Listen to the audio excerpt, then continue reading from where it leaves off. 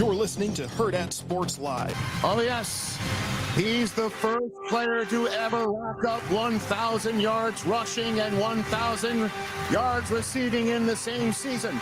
A three-time Super Bowl champ, 49ers legend, Hall of Famer Roger Craig. Fly ball center field. Rodriguez back at the track, at the wall. Rodriguez watches that thing fly. Dylan Dingler goes yard in the first inning, and it's 2-0 Tigers. High, deep, does it have enough? You bet it does! Matteo has left the building. He had the better career OPS against. Acuna puts it high in the sky, deep to left center. They collided and knocked it over the wall! It's a homer. Circle the bases. Chase Spydrop. This one high in the air. Back it goes. Oh, it's onto the street. Chase Spydrop takes on the monster as the White Sox, their first lead over the Red Sox this season. There goes PCA. Throw down to third. Aaron gets away. Here it comes. PCA is in. And the Cubs win it. Good morning. Welcome in. Hurrdat Sports Live, presented by Next Gen Mail Medical. That's DB. I'm Ravi Lulla here at Hurrdat Sports HQ. What's up, DB? How we doing? Oh, we're all right. How are you? Man, I'm good. I tried to grab some ice upstairs, and I ran out of time, so we don't have any. Uh-oh. I mean, we could. No jingle. I don't know if you'll want to, but we could always take a break at some point in this first hour, and I could get some. It's almost certainly not going to happen. No, that's too much to ask. Listen, we've taken breaks in the first hour 2 days in a row. We could try and make it 3. Well, I think 2 days in a row, we took 2 breaks. I don't know about that. Is that pushing it? I don't. That seems crazy. You like my phone? It's cracked. I can't use my fingerprint anything. This is a great opportunity for you to not have an Android anymore. Yeah. Just think of every challenge as an opportunity, DB. You know, you got like I'm a free agent too. Oh, with your contract? So you can do everything you want. But I have to get it fixed first to turn it back in. So like the insurance or so whatever. I have an appointment to fix the screen. Yeah. Yeah, I'm thinking ahead. I'm contemplating life. I'm proud of you. No, I'm probably not going to pull the trigger, but well, I'm proud of you. I get so sick of you Apple people like thinking you're like. I meant I was proud of you for. If I ruled the world. Oh, I don't care. For my baby. I just like to make fun of you. At least you're honest. I was just proud of you for making an appointment to fix your phone. I know how much you don't like making appointments. Yeah. So that's what I was proud of, not the fact that you were considering it's the T-Mobile Life app. It's very easy. Yeah. Very self-explanatory. I've got that one. Claiming it in my assurance insurance. Yeah. It works pretty good on an Apple. It does. I'm serious. Do you get the free MLB TV every year? Yes. Yeah, that's the best thing. Yeah. Baseball is probably the most mobile of my sports. Yeah. Yeah, I take baseball with me a lot. I laughed at Acuna hitting that home run. Do you know who never apologizes for when they catch breaks? Who? Baseball players. Oh, yeah. I mean, as much as they get robbed. So that's the thing. And hit a ball on the screws or. Yeah, you hit one like 110 right at somebody. You're like, yeah, I'll take my bloops. Yeah, or collisions and whatever. Being helped over. How'd you like to be the Blue Jays in the Great American Giveaway yesterday? I didn't see that one. And I think going into that one, they might have been like a slight fave. Yeah. And I was like, oh, my degenerate friends, they'll be jumping all over the Cubs as a dog at home, winning 2,000 games in a row. Not 2,000, just a pretty good amount, though. I mean, it's not 8 like the Red Sox. Shout out, Red Sox. What's up? I would not cheer for the Red Sox because of you. You'd like actively not cheer for them? No, because Cubs have only won 4 in a row. My buddy Pastor John is a Red Sox fan. Oh, see, that's my guy. No. Although, unfortunately, you two have some similarities. Very much some similarities. That's my guy. That's Pastor John. He sent me a picture the other day. He and his, I don't even know if they were married. Oh, yeah, 20 years. So they were married then. They were in 07. Oh, nice. Yeah, he's like leaning into the camera with the wifey, and I was awesome. like, God, he is a junkie. Yeah. I mean, he looked like he was 10, but Well, 20 years is a long time. unless you're a couple of these teachers out here lately, probably of age. It's weird what's going on. What do you mean? I was just reading some articles this morning, catching up on my news. What do you mean? I'm going to be honest. Lot of people being sentenced. I'm going to be honest. Out of all the people who could talk about not aging, I don't think you should chime in. Oh, but I have gray. Somebody said that to me yesterday. If you shaved your beard, though, you would look horrible, basically identical to your university photo. Yeah, maybe. It's funny. Amari Sanders said that the other day. Rico, are you working today? Can we find that? No.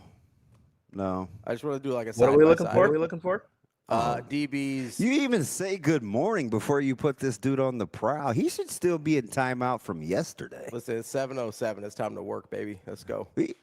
Rico, I know nobody puts baby in the corner, but did you not feel like you have to go home and spank yourself? I don't do that. I don't know what you do in the comfort of your own home. You can ask people that. I meant like get him punish him. Never mind. You guys, it's fine. Come on, man! Shane, was that you? Come on, man. Oh, that wasn't me. Hey, how come Ken isn't orange today? Isn't Ken normally in green? Oh, there he is. Oh, we just hadn't had his picture pop up yet. Yeah, no, Rico, if we could get a picture of DB's college photo so we could do a side-by-side. So I don't even know why you're into this tomfoolery. I'm not. I'm just want to show people how you haven't aged at all. I little look, bit. I look very old. That's not true. God, this thing, I can barely read this piece of junk. When's your appointment to go to T-Mobile? 9. Oh, good. That's why I wanted Austin to give me a reprieve because I can't really do anything. Mm-hmm. So here's the real dilemma of why it's important. Okay. I'm just saying, like, you look identical. Yeah, You look like the exact same person still. it's fine. Like, if you shaved, you would look just dead ringer still. Yeah, I hate you guys. It's fine. Hi, Sash. Thank you, Rico. I need it doesn't recognize the fingerprint. So without the fingerprint, I can't get in. Oh, to like any of your apps or anything? Or like the most important one is First National. Yeah, your banking. Yeah. So I can't move anything. Yeah. You don't have the Face ID on there? I don't even know if that is a thing on my phone. Oh, okay. So I'm going to assume no. Yeah. So that's the thing that's weirding me out the most. Yeah, not being able to get to your stuff. Yeah. Yeah, no, that's a problem. That's a problem. I'm very limited. Yeah. You could like log in on your computer or no? No, You they're don't- not. They're not. Oh, they're not like synced up. You don't know the password? No. I meant like physically logging on your computer like with a password. They have a website, like it's not just. Yeah, an I app. don't even know what my password is. That's what I was asking. Yeah, so that would be a problem. I mean, it's like one of 5. 5 might be too many guesses though for a bank. They might be like, shut it down, brother. 3 and I'm shut down. Yeah, shut it down, big guy. So I'm like, yeah, somebody's going to have to help me. It's a 60% chance you might get in. Thank you, Ken. I appreciate your words of wisdom this morning. Not that I want to see you two argue, but that's always funny when you guys go over your phone. Big red gun goes 8 minutes in. Jesus, DB. Well, T-Mac says, whoa, DB starting early today. no, hey, you guys, you make mountains out of molehills. Like, Rico should still be in timeout. He had a very, very, very poor day. I'm a grown man. I do what I want. He's a child. I mean, listen, nothing he said yesterday was nearly as vile as what you said. That's not true. Yeah, it is. That's not true. Do you want to see what I sent it to Avery? Because I like screen recorded it and sent it to Avery. Yeah. I just want you to read what she said here for a second. Yeah. Oh, wow. Yeah. For the podcast listener, she goes, Yeah. "No, that's the best thing ever. I just spit out my water looking up the name DB told you." I said, "Yeah, that's why I said, yeah, you're definitely going to hell." And she goes, "Yeah, then I just did," and literally speechless. It's all I could think of. I don't know. I probably should have kept that one to myself. No, I'm glad you didn't, but It would have been fine if he would have just acknowledged share. but then you're like, hey, he didn't get my reference. No. Doubling down. Are you sure you were reading that right? I mean, you were awfully close to that phone there. Maybe when you go to T-Mobile, stop by the eyeglasses place right beside there. TK says he is going to super hell. That must be a Catholic thing. I'm not familiar with super hell. They didn't teach that in my school. Okay, geez, Todd. I have seen that on movies before. What Todd say? Super hell? No, using your fingerprint is just encouraging someone to cut off your finger and get into your phone. I don't know that that would be like a good like investment on their part. I've seen people in a movie have their orbital removed. Yeah. Minority Report. Yeah. Yeah. I mean, I'm sure Is that others. that's Cruise, right? Yeah. Yeah. Where they predict the crimes in the future. Yeah. Yeah. That's a pretty good movie. I didn't finish it. No, Ken. He's just jumping back and forth. Point for Ken, deduction. Point for Ken, deduction. No, Rico didn't have a really good day yesterday. I thought he did all right. Of course you did. I will say he said a thing I wasn't even going to say, so that's a bad sign. Yeah. That's a pretty bad sign. So you know what made that really bad? But Is like that's kind of him too. yeah. No, not I mean, Sometimes I wonder. I don't know. I don't know like percentages here, but I would What if he's like, hey, I can hear you, right? I would say half. That's probably not an accurate fraction. I mean, I don't think it's accurate for anybody. I don't think the percentages is nearly as clean as we want them to be in terms of, family history. He said, you can't self-gloat. I had a great day. Of course he didn't. Uh, I have a question. I'm ready, yeah. When are you ready to embrace the prowess known as the Red Sox? I'm there. Are you I'm in. tucking? I'm in. I'm having a good time.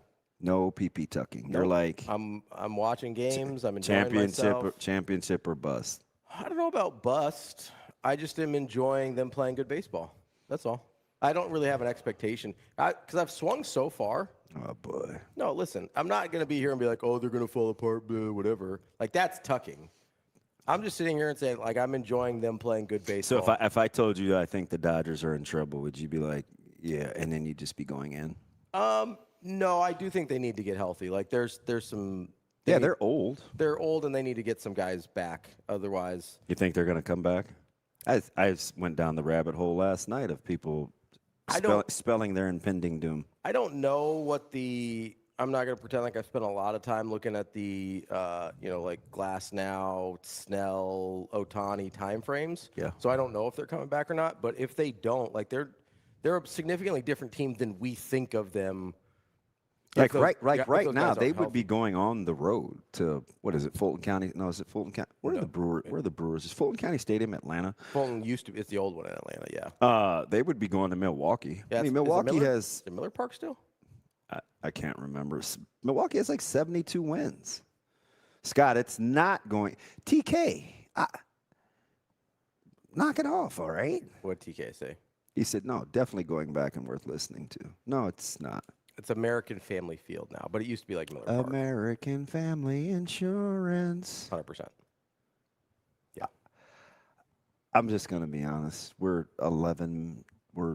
16 minutes I in. can't read. I'm not really feeling your vibe has snark written all over it. I don't think that's very, very condescending, a little short. I'm not picking up warm fuzzies. Do I need to put my armor on? No, I'm good. I'm in a great mood. I get a little defensive sometimes when we talk about the tucking versus what my expectations are. Yeah. Because so you laughed at me. What do you mean? And I said you could pick a different word than grace, but you have to negotiate the gap between expectations and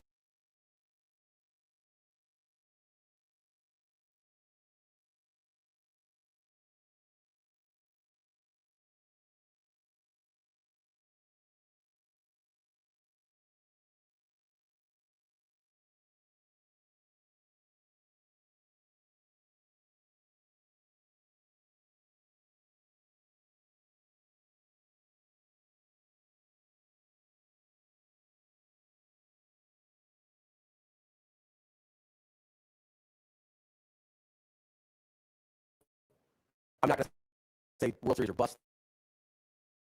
Do I think they're capable of winning the World Series? Yeah, I have no reason to believe otherwise. They've beaten everybody in the last 2 months. But I'm not gonna shame you for having very little testosterone, but like, fuck up, buttercup. Listen, I'm a very measured. They're the favorites in the AL. Embrace it. That's fine. I hope they make the World Series. It'll be terrific. I had a great time. Get on my nerves. I might go. If especially play Milwaukee, I'll probably go. I'll go to a World Series game.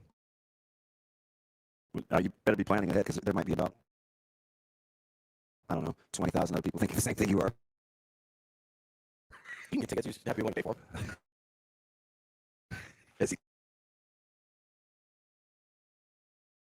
Experiencing the blessings of double income, no kids. Hell yeah, brother.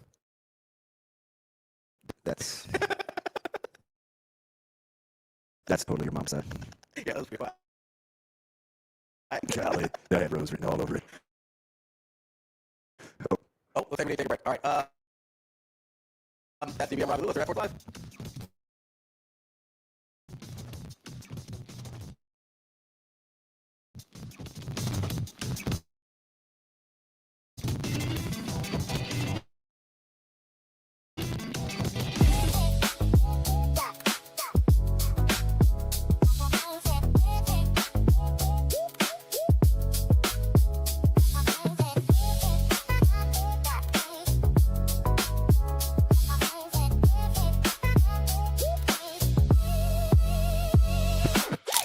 Feeling tired? Foggy?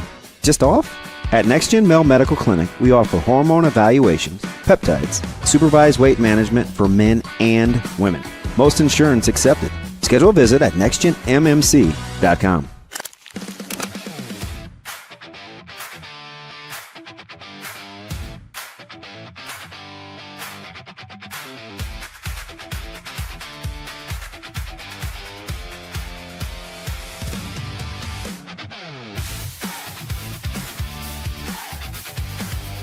So after our last spring game, which was first week of May, I literally had a track meet maybe like 5 days after that.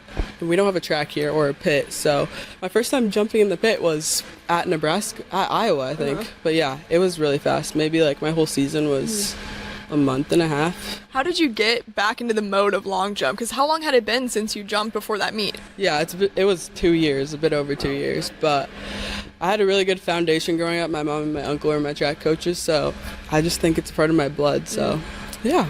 Did you surprise yourself? Yes. I mean, I PR'd, which I was not expecting. I couldn't PR 2 years ago when I was at my peak, so having very little training and time and a pit, PRing was great. Even making it that far was just amazing, and I'm so blessed. Do you hope to continue track and field then? Yeah, I'm hoping. Dual sport for the rest of my career, hopefully.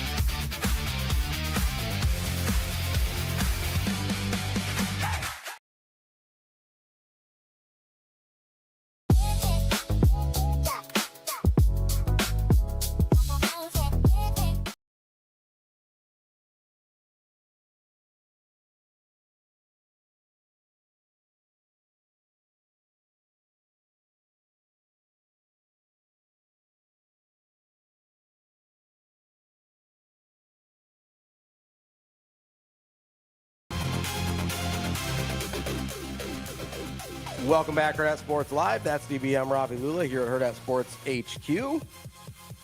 How we sounding? We're fine. Austin, I'm going to need to address you for a second. Yeah. Okay.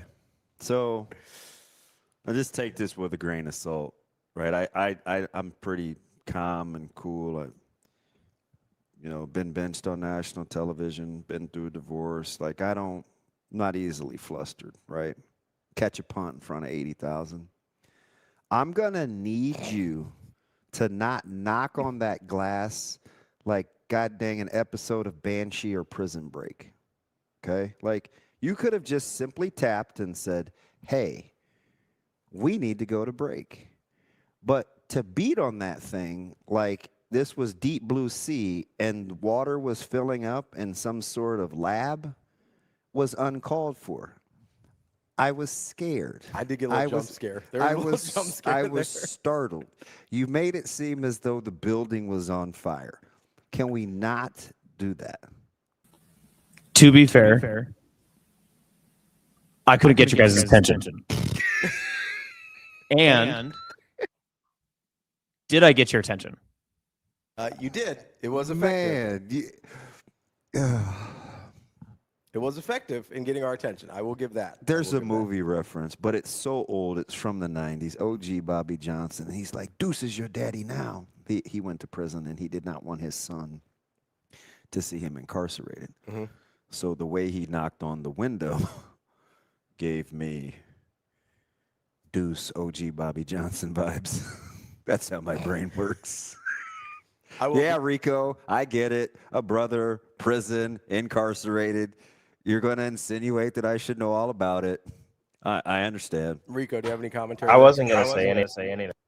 Of course you watched that movie. You're black. I'm glad he told him. I'm glad he told you, in case you didn't know. Yeah. I mean, did you? I ranked it on my deck yesterday. I ranked that in terms of things we ought not say. It's top 5. Is it?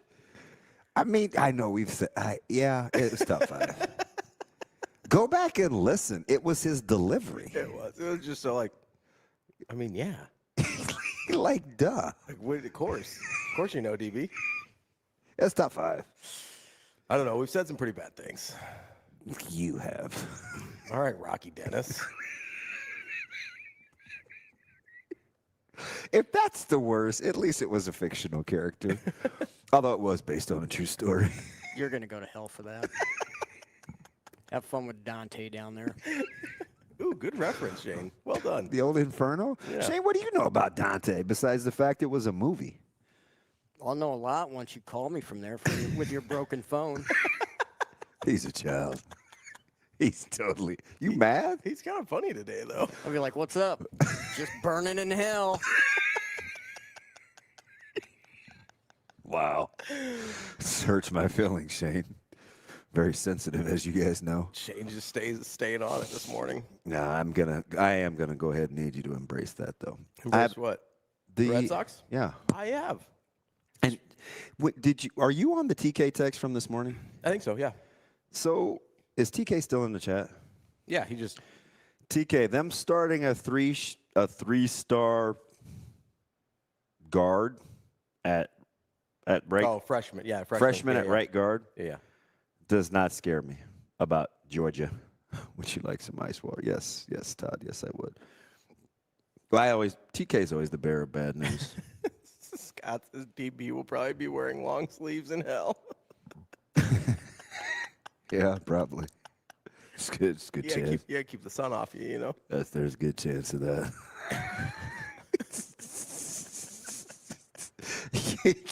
Yeah, I don't. AJ Court. Yeah, I don't come. Halloween's not one of my. It's not one of my favorite holidays. Is that like a? I'm not a. Can I ask a cultural question here? That's the nice way to say it, right? Cultural? Sure. Go ahead. Is Halloween popular amongst some of your peers? No. It's like a white people thing, right? I don't know whose it is. Like, I don't. It might have something to do with white sheets. Not a huge fan. Yeah. Hasn't gone well. Well, you don't see a lot of kids dressing up as ghosts these days. There's a reason. Well, it's a good reason. Not like that's not. So I don't know if there's like a direct correlation. Okay, fair. But that would be my deal. Okay. But not culturally a popular holiday. No. Okay. That's kind of what it seemed like, but I didn't want to make assumptions, trying to educate. Rico, I love Rico, probably half of you loves Halloween. That's the other half, Rico. You guys aren't celebrating Halloween on the island?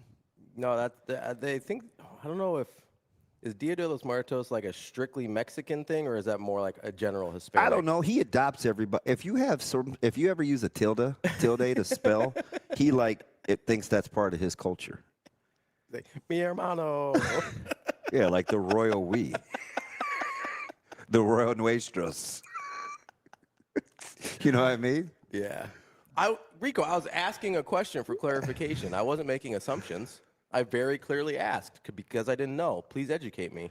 And it's fair. It's a fair question too, Rico, because I've got a buddy who's Puerto Rican, and he's very much Puerto Rican, and he doesn't even he won't even go as far as to like any Mexican boxers. Oh, wow. And is very clear about drawing that distinction. Yeah, that's why I was asking. So you can't just be assuming that Ravi and he takes part of their culture anytime it's convenient.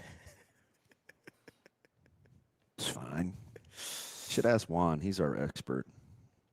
When have I taken part in Mexican culture? What are you doing? We did go. Are you Latin explaining me? Wow. We did go Taco Bell the other day, Rico. You gave me a couple of weeks ago when I was like, that's not even you guys. And you're like, kinda. That's true. I think it was like Colombian or something. Yeah. I was like, you just adopting all. Is that what we were talking Brother, about? it was rice. I thought we were talking about other white stuff. We were. Okay. Rice was another one that but he we tried. talked about Pablo, right? He's an opportunist. When it's convenient, he hops on that train. When it's not, it's like, no, that's not me. I see what you're doing. I do. I see what you're doing, Rico. Corey says Halloween is not a Christian holiday. Thank you for that. Day of the Dead. Rico's like, no, that's not me. I was just asking. I wasn't sure. That's those other people. Wasn't sure. I'm glad for the clarification. Thank you. Why would you ask me that? I was asking Rico. No, the whole thing started with your stupid question to me. You could ask Damon. He knows everything. I don't remember what I was asking. Rico, you mad? I gave you your cool nickname. Should be friends. I don't remember why we were talking about Halloween. I don't remember. Oh, I think somebody asked in the chat if you were a big Halloween guy. That was AJ's fault. Yeah. I blame that on AJ. I think. Rico says it's fine. Yes, Carol. I have seen Silo. I've seen season 1. My oldest sister was a huge fan of Silo. Let's go, Flaky Jake. Braves and Red Sox World Series. Let's do it. No. Oh, now he's happy again. Let's do it. I'm in. No, the Braves are the only team now the Cubs. The Braves were, for the longest, the only team in the National League that I was remotely. Not scared of the Brewers? No. Okay. No. Well, then quit bringing them up as they're having the best record in baseball. I didn't want them to get another quality arm to go with Miz. That would have been scary. Yeah. If they had gone and gotten Skubal, Miz and Skubal in the same rotation, in a 5-game? Yeah, that's terrifying. I mean, think even in a 7-game, right? Both those guys are going twice. Yeah. That's 4. That's you have to win those games, but that's 4 games right there. No, I understand. That's a wrap. Milwaukee and Atlanta firmly ahead of Philadelphia, as are the Cubs. So I would go Dodgers, Cubs, Milwaukee. Braves, Milwaukee. If it were who I'd like to see the least. Yeah. Who scares you the most? The Braves. Okay. So Braves, Cubs. Then the Cubs. Then the Brewers? Then the Brewers, yes. Okay. And then the Phillies? Correct. All right. So the Phillies are 5th in the National League, which is crazy to say, as good as they're capable of being. That's part of the reason when you say they have too many left-handed hitters, though. That's part of the reason when you say the Red Sox are the favorite in the AL. I don't push back because the NL is a much more difficult track to get through. I don't know. You've got the Rays, you've got the Guardians. I think you're much higher on the Guardians than most people are. No, that's not true. I think so. Do you? I could check the odds. Yeah. Is that an objective? Okay. I only talk to God when I need a favor. What? No, odds, not God. Oh. Odds. I thought that's what we were on. I don't think he likes gambling that much. I would imagine not. Although, I mean, they played lots, and I mean, there's a fair amount of stories. The Guardians are behind. So it's Yankees. What are you using as your resource? So I just picked it's DraftKings. Okay. Odds are by DraftKings. Yankees, Rays, Red Sox are at plus 260, plus 450, plus 500 respectively. Then there's a gap. Astros at plus 800, Mariners at plus 1,000, White Sox at plus 1,100, Rangers at plus 1,200, then the Guardians at plus 1,500. So I think you are higher than the consensus on the Guardians. I would have. So the Rangers the Astros are interesting because I'm hoping they're peaking too early. Yeah. I mean, you could say the same thing about the Red Sox, honestly, if you wanted to disparage. Yeah, but they're going on about 2 months. They are, so it kind of feels like who they are at this point, or who they're going to be. But they also have a couple guys that could come back. I mean, the Astros are on a serious heater. Yeah. I'll say, what are they at in their last 10? Well, they had won double digits in a row. Yeah, they're 7-3 in their last 10, so they're still on a pretty good streak there. I mean, and their staff isn't even all the way healthy. So I think, I would say, I think Yankees, Rays, Red Sox, kind of all in the same group makes sense to me. Like that, whoever comes out of that group, I think probably wins the AL. Wait. Does he mean absolutely no one is saying the Red Sox are the favorites in the AL? I mean, he's a Yankees fan. I think that's kind of right, though. I mean, you said they were the favorites in the AL. I said yeah. I think they're one of the favorites in the AL. I think my Red Sox take is hotter than the Guardians take. Oh, I don't know. Give me those odds again in the AL. They're plus 1,500, the Guardians are. Just rank the AL for me. Yankees, Rays, Red Sox, Astros, Mariners, White Sox, Rangers, Guardians. What's the difference between the Yankees and Guardians? A plus 260 to plus 1,500. Jeez. That's a pretty big gap. The gap between the Yankees and Red Sox is plus 260. Yeah, so I would make them one of. Yeah. I'm surprised the Yankees are still the favorite. The Rays and the Red Sox are plus 450, plus 500. So are the Yankees going to have to play any defense and score runs? Maybe at some point. That's actually not horrible value, but they're the fave. But plus 260 is good money. I mean, $10 gets you 26. I take that every day that ends in Y. It is, but I don't like those odds for like one team versus the field. Like there's too many other teams I think could win for that to be good odds for me. But that's part of it. I know, but that's what I'm saying. I don't like plus 260 for what I think the Yankees are. I think they're obviously very good and could come out of the AL. What would you consider the field? 1 of 6, 1 of 7, 1 of 8? I would say the 3 teams in the AL East, Yankees, Rays, Red Sox. I do think the Astros potentially.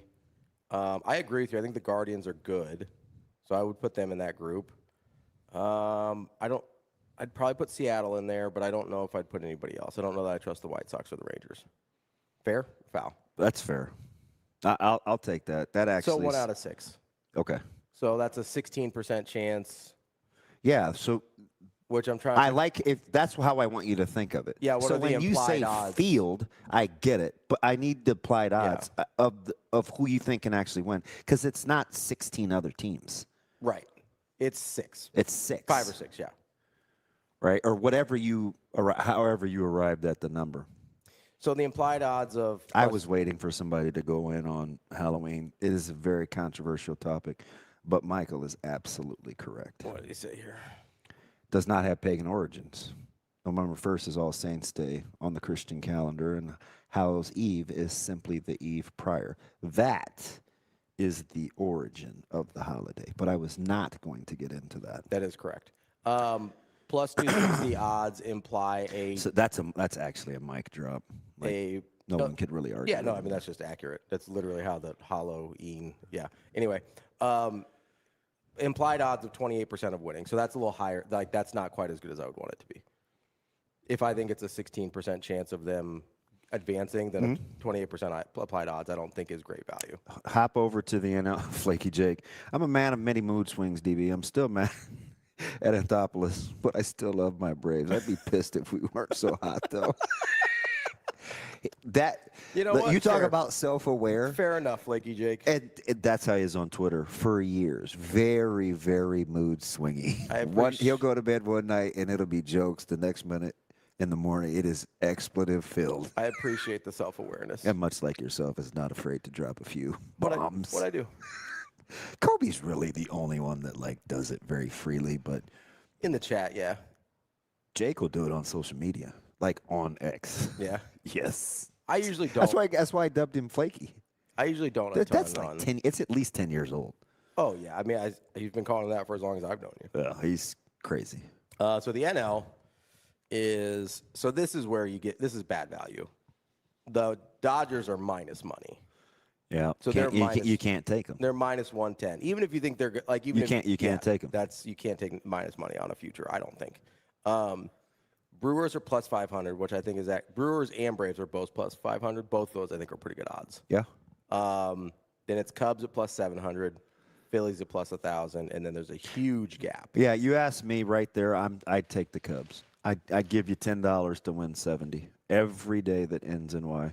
They're arguably the best defensive team in baseball, and they rake. I mean, as long as that staff throws ground balls, they're going to pick it. Do you think? I mean, that's an elite defensive team. Do you think the Brewers and Braves have at least a 1 in 6 chance of winning? Yes. So that's where your value starts, at plus 500. That makes sense. Because even though it's certainly not the Dodgers. Because I'll be honest. That should be a T-shirt, and nobody would know. What do you say? Juan.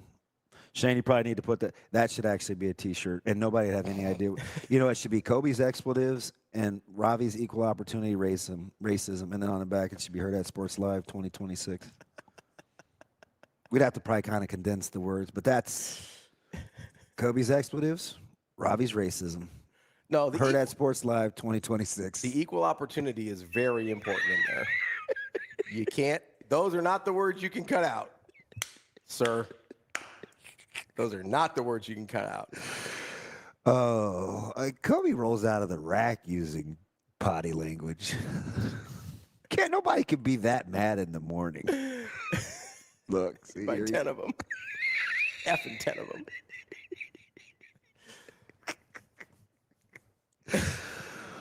Oh, I know, Ken. I'm trying to figure it out. Am I not giving the Phillies enough credit? Because I think it's really 4 teams. No, the Phillies are good. I just don't know how you could try. They would be last on my list. Now watch them come back to burn me. Number one, two left-hand dominant in the lineup. And so when I look at staffs that kind of attack them, like Sale would deal the Phillies fits. I also look at just what they've had to do defensively to get the lineup that and they're want. They're going to kick it around. That's what I mean. That's going to be brutal. Especially against teams that put the ball in play. That's going to be brutal. I hope you're right, Radman. I do. Cubs will be the Cubs, and I hope you're right. And listen, you can set the lineup because we're going to talk to one of the most diehard Cubs fans, in Gary Sharp. But I hope I'm going to need them to. Never mind. No. Let's.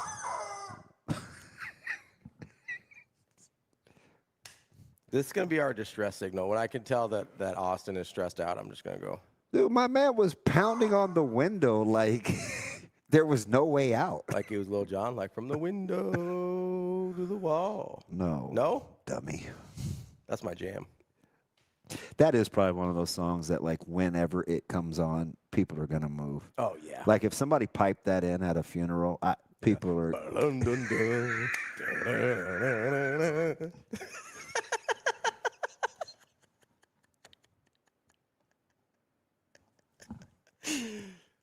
We gather here to remember our dearly departed.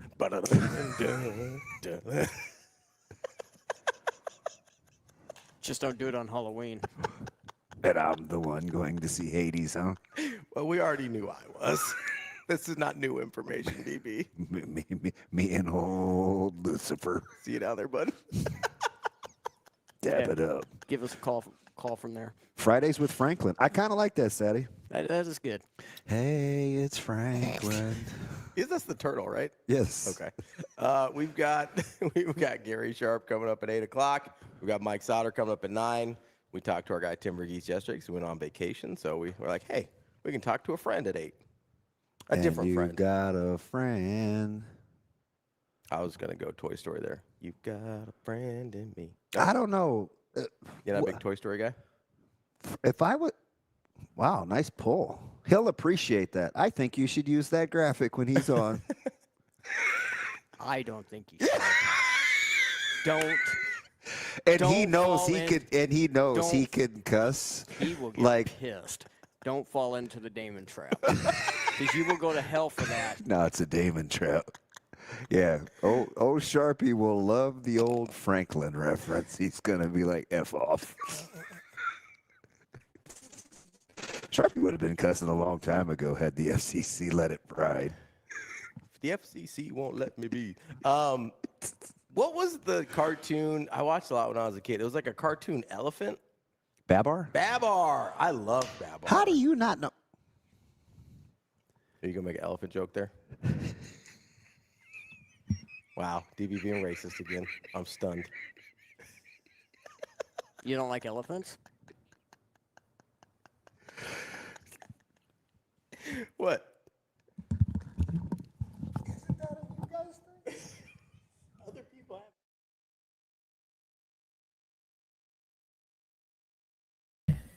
So in case anyone was curious, they could still hear you, but that's okay.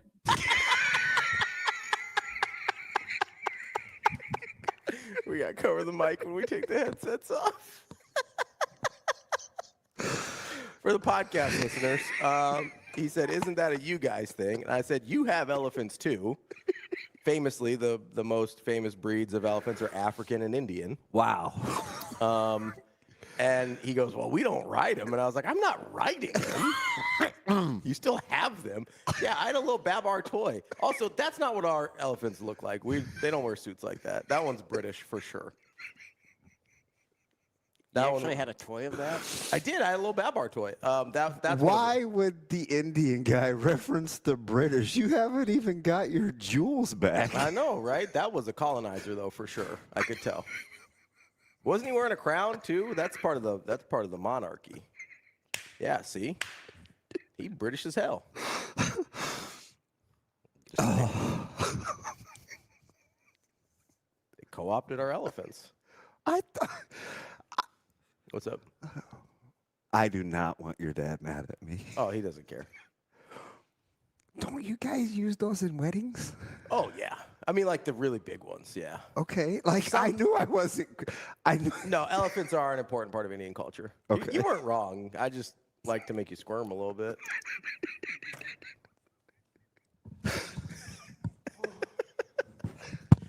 Usually they do horses now because they're easier to get around. You have to. That's why there's only a couple hotels in Omaha that like you can have like the full-fledged Indian weddings at, because they're like, no, you can't start a fire and bring a horse in our hotel. And they're like, well, then we're out. See, look at that. Those are whites riding an elephant right there. Well, I don't know. We need to probably zoom in. He may be of some descent. Well, she's a white. I know that. Look at that. She's definitely white. Are you kidding me? I can see the sunburn from here. This is horrible. My question was legit. Well, which one? Aren't elephants you guys? It's not how I meant to say it. And I cut myself off. But Babar the colonizer might be the funniest thing I've heard in a while. Just saying. Yeah, see, there you go. Yeah, those are us. Represent, baby. Whew. Yeah, that's like, see, that doesn't look like Babar. You know what I mean? Like, our elephants wouldn't dress like that. We almost made it. Nah, we didn't. We were never going to make it. You know that. You know that. That was not on the table. It was so good and sportsy. We were talking baseball. I don't even know what happened. Austin goes. How clear is that when I pulled the headsets off? Austin, is it pretty clear? It's pretty clear. Is your name Austin? Rocky? I'm just helping out. When Dante. When you said Rocky Dennis yesterday, I was like, that sounds like a reliever from the A's from the 70s. I was not in any way prepared. That's Lord of the Rings. That's not real. Also, they say it funny. They're like, those are the elephants or whatever. It's not. What did your Pardon? Elephants. What did your phone sound like when it broke? Wow. This dude's mad again now. No, I legit when you said that name, I was expecting like, oh, he kind of looks like this random reliever from the 70s that only DB remembers, like a Manny Del Carmen for me. Oh, good pull. I loved Manny Del Carmen. Wow, nice pull. That was my guy. And what do you mean Lord of the Rings isn't real? It's a different discussion for a different day, Shane. Shane, you're not. I rock with the Lord of the Rings, but you don't think that was real, right? It's not like historical. You know that, right? Oh, I thought it was historical. Okay. Well, they didn't put enough. They didn't put enough information in the extended version, or what? I do. Shane seats a lot of his people in Lord of the Rings. I was just gonna say he identifies with a certain demographic in those films. Oh. Well, like elephant riders? Wow. That's my guy, Manny Del Carmen, baby. I actually have his autograph. What? I love Manny Del Carmen. I don't know why. He's just one of those guys. You know that was just the camera angle in the movie. They weren't really little people. Oh, no. Elijah. What's his name? Elijah. It's somewhere in there. What's his name? Wood. A lot. Thank you. He's not big. How tall is Elijah Wood? Do you think Elijah Wood is taller or shorter than Shane? Rico, you're a child. Because I said someone's name? Do you think Elijah Wood is taller or shorter than Shane? Pardon?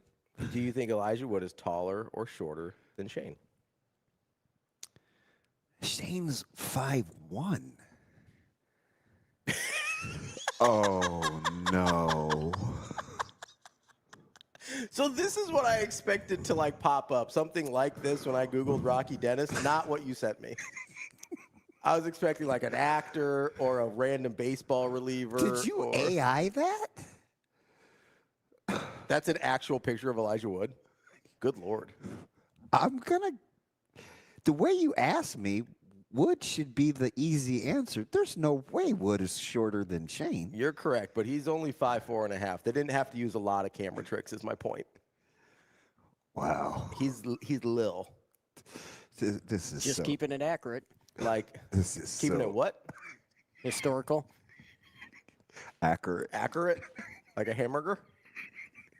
Like a car. I don't know why we do this to each other. I think we should all just, sweet baby Jesus. Can we all get along? I do not want the whooping for that money, though. Do you see what you really see? Sean Astin. It's not what happened. What happened was Sean Astin also only 5'5". I don't think the camera tricks had to do much. That's all I'm saying. Wow. Accurate. Like the car? No, it's an Acura. Oh. It's like the difference between like an elephant and an elephant. There's an extra couple of consonants on the end there. Freaking corn raider. Yeah. Oh, hell yeah. Who said that? Fatball Jesus? Thank you, sir. He says, that's his handle. What do you want me to do? What do you want me to do? You just said it weird. Well, it's because I was trying to read it because there was like a thing over it. I don't know. Per Wikipedia, Babar is an African elephant. There we go. It begins in the African jungle before he flees to a civilized city, later returns to rule. Oh, wow, he is a colonizer. Damn. That's pretty deep, too. An elephant first started white flight? I didn't mean that. Jeez. He's a colonizer as hell. He really did. He came back to rule the other elephants in the jungle? I'm going to timeout. Babar problematic as hell. Damn. They have a word for that. I'm not allowed to say it. You all right, DB? You good? He's just doubled over by the door just for our podcast listeners, and he's coughing a lot. I'm just saying Babar super problematic. Never mind. Out on Babar. My bad.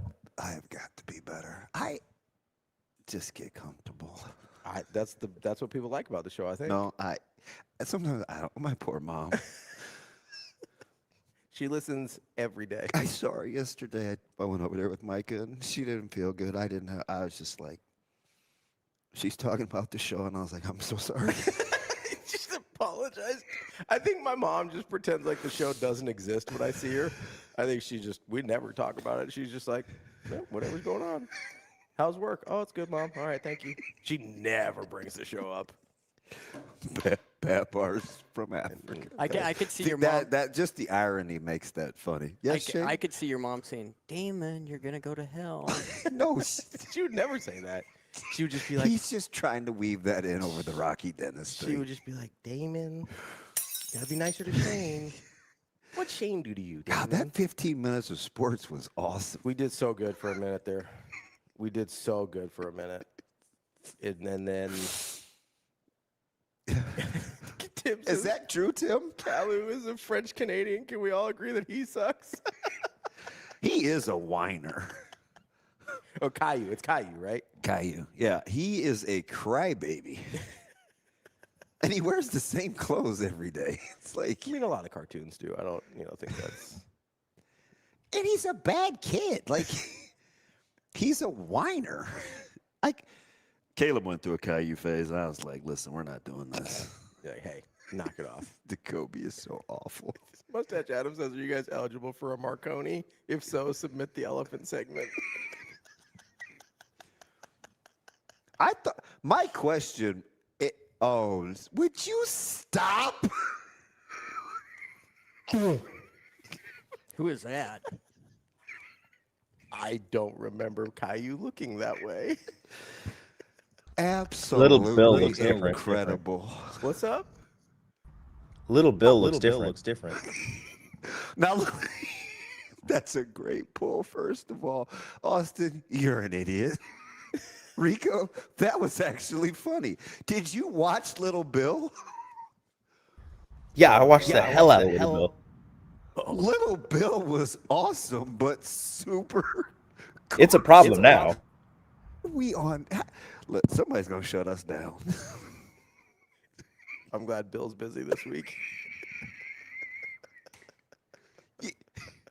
Okay. Hey, Neutron, we're good. I think this is Rico. You just threw a It is not me.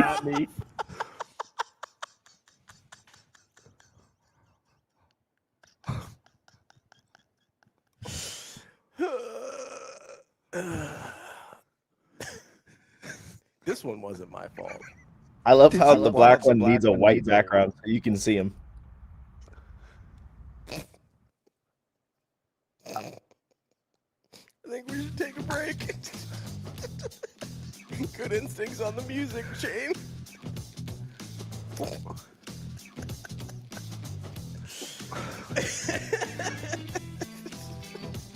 I don't know, man. I don't know. Rico, you're going to go. Rico, did I miss something about your cultural... you're a minority. There's a lot of colorism on the island.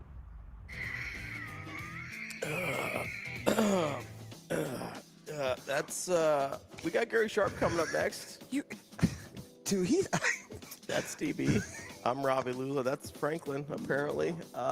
We might be back. Hard to say. Wow. More Hurrdat Sports Live after this.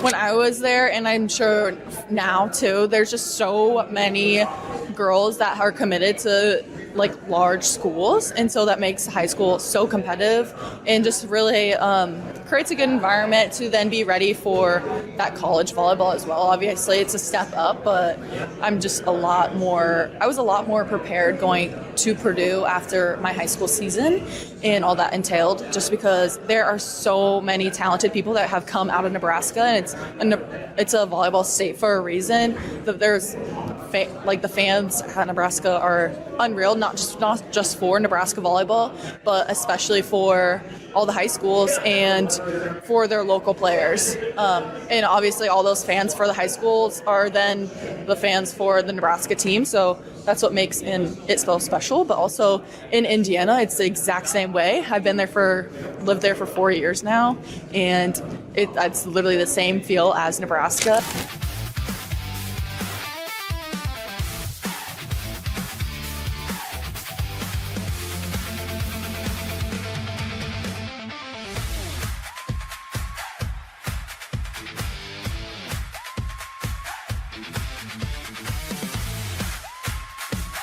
Everyone's talking about peptides. You are doing it right. At Next Gen Male Medical Clinic, peptide treatments are clinician guided, tailored to your goals, monitored for safety. Call today or visit nextgenmmc.com.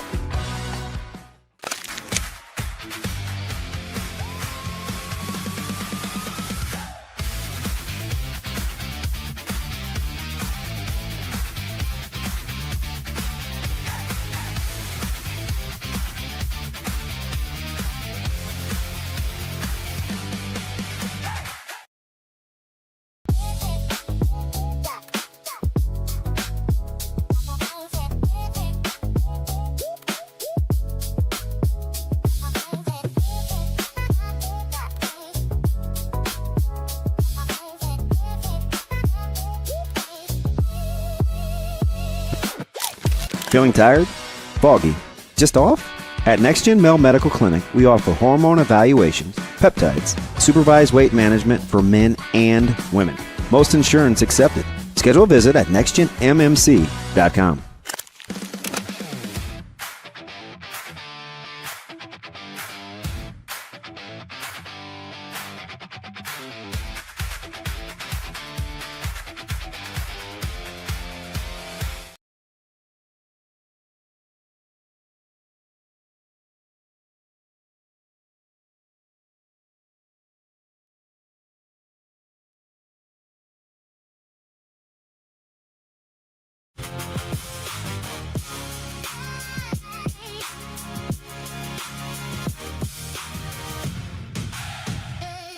You're listening to Hurrdat Sports Live.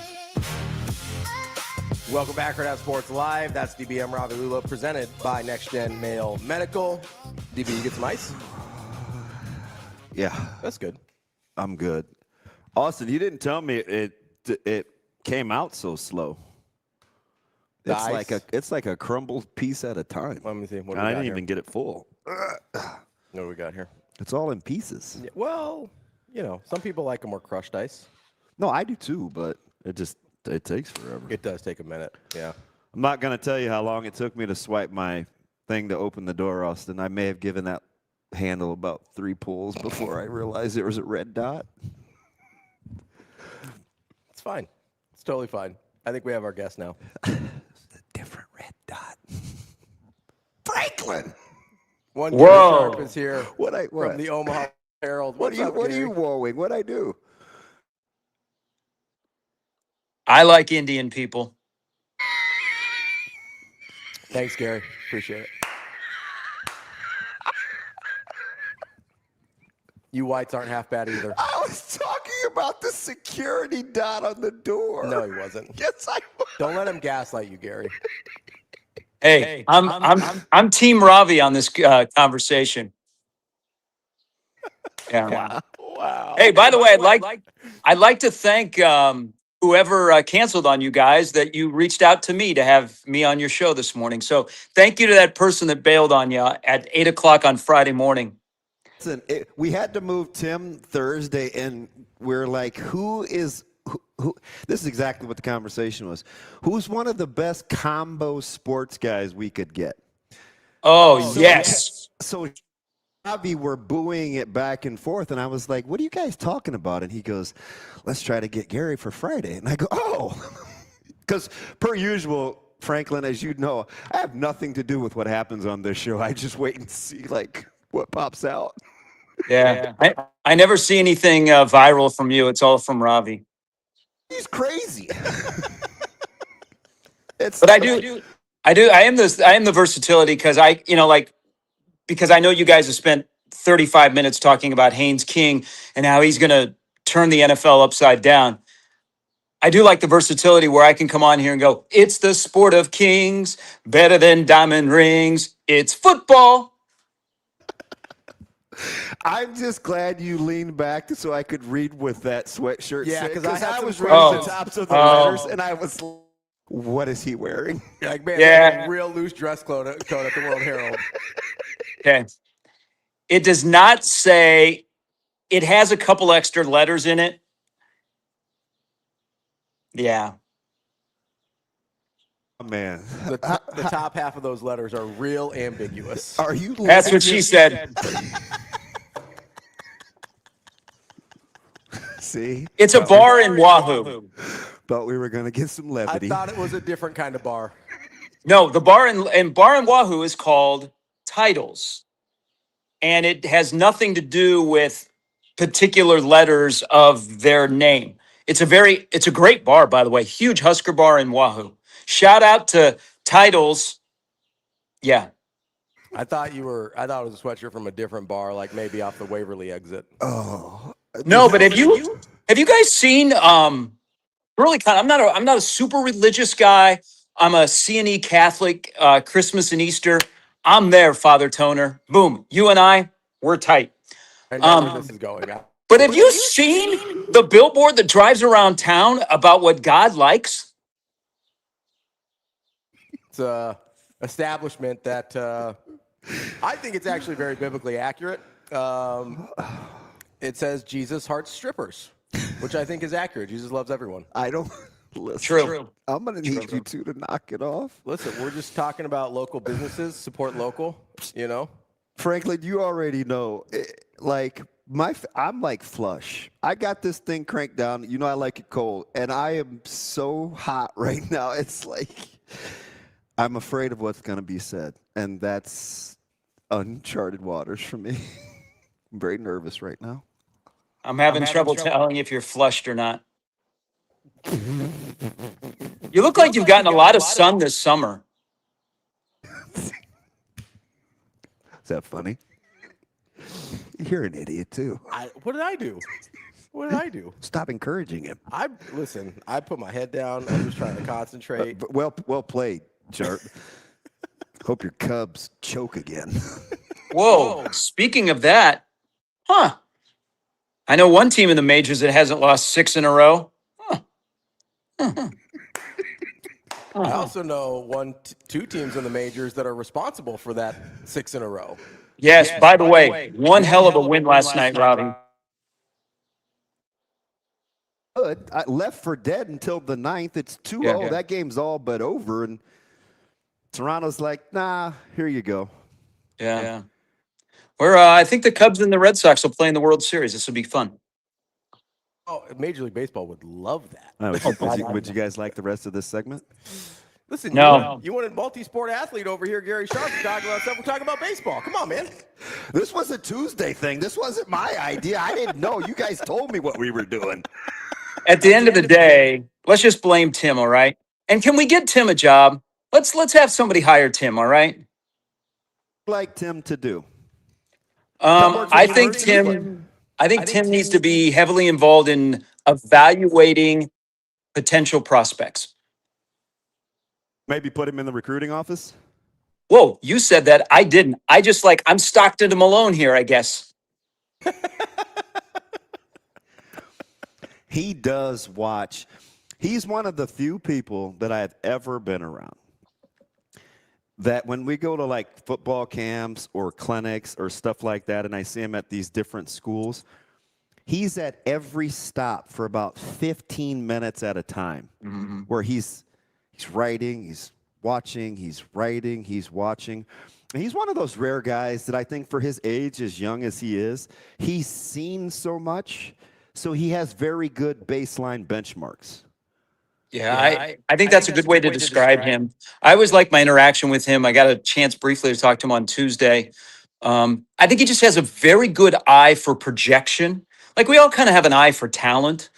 We can say, yeah, that guy's good. He stands out. He's the guy I remember the most when the game is over. But the one thing I appreciate about Tim, and I know when he comes on your show and he breaks things down, and you guys are both great because you bring that out of him. I think he has a good eye for talent, but also projection, which I think in recruiting these days is a big thing. We can all go and get players and we like, hey, that guy's the best player on the field. Let's go get him. But you have to be able to project in what they're going to be like in your program, whether they're going to change positions, whether in 2 years when their body starts to grow, what they're going to look like. And do you move them from guard to center or tight end to center? You know, those kind of things. And I think that's what I really appreciate about Tim's skill set. Let me say one more thing about baseball. Where would you slot, just real quick, because I know the two teams that bug me the most as a Dodgers fan, and they're clearly the Braves and the Cubs. No disrespect to the Brewers. They get 72 wins. I like the Phillies. I don't trust the Phillies. How would you slot the top 5 in the NL? Dodgers are number 1. I mean, the Dodgers went through a little bit of a rut last year. It's a long season. They're going to be fine. And they're also getting some reinforcements. Blake Snell is on his way back. Glasnow is going to come back. So the Dodgers are going to be the Dodgers. I think the Braves are a challenge at number 2 because they've got to stay healthy. The Brewers might have learned some lessons along the way, especially last year of getting that close but not getting over the hump.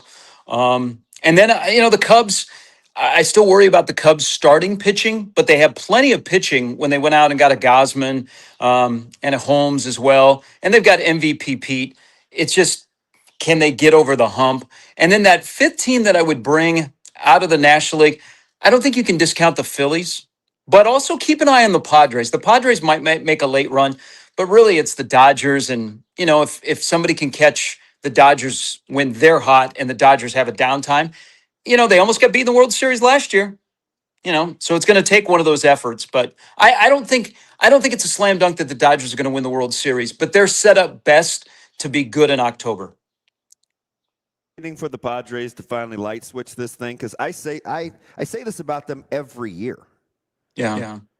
Well, I think, I thought they would be, they went and did this big buying spree last year. And I thought, okay, maybe they're going to take a step back. And they went out and spent money and they held on to Mason Miller. I mean, they're always dangerous if you look at their lineup, but they've got to get it going.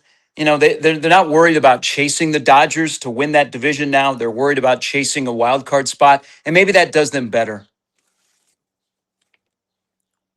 process through the way Milwaukee handled the trade deadline, and I guess maybe how they didn't handle the trade deadline is maybe a better question. I know they're super focused on sustainably having a good baseball team every year, but at some point, isn't it kind of like, hey, we have to cash the chips in and try and win this thing? Yeah, I mean, that's a fair question. They held on to their number one prospect who, the Tigers wanted.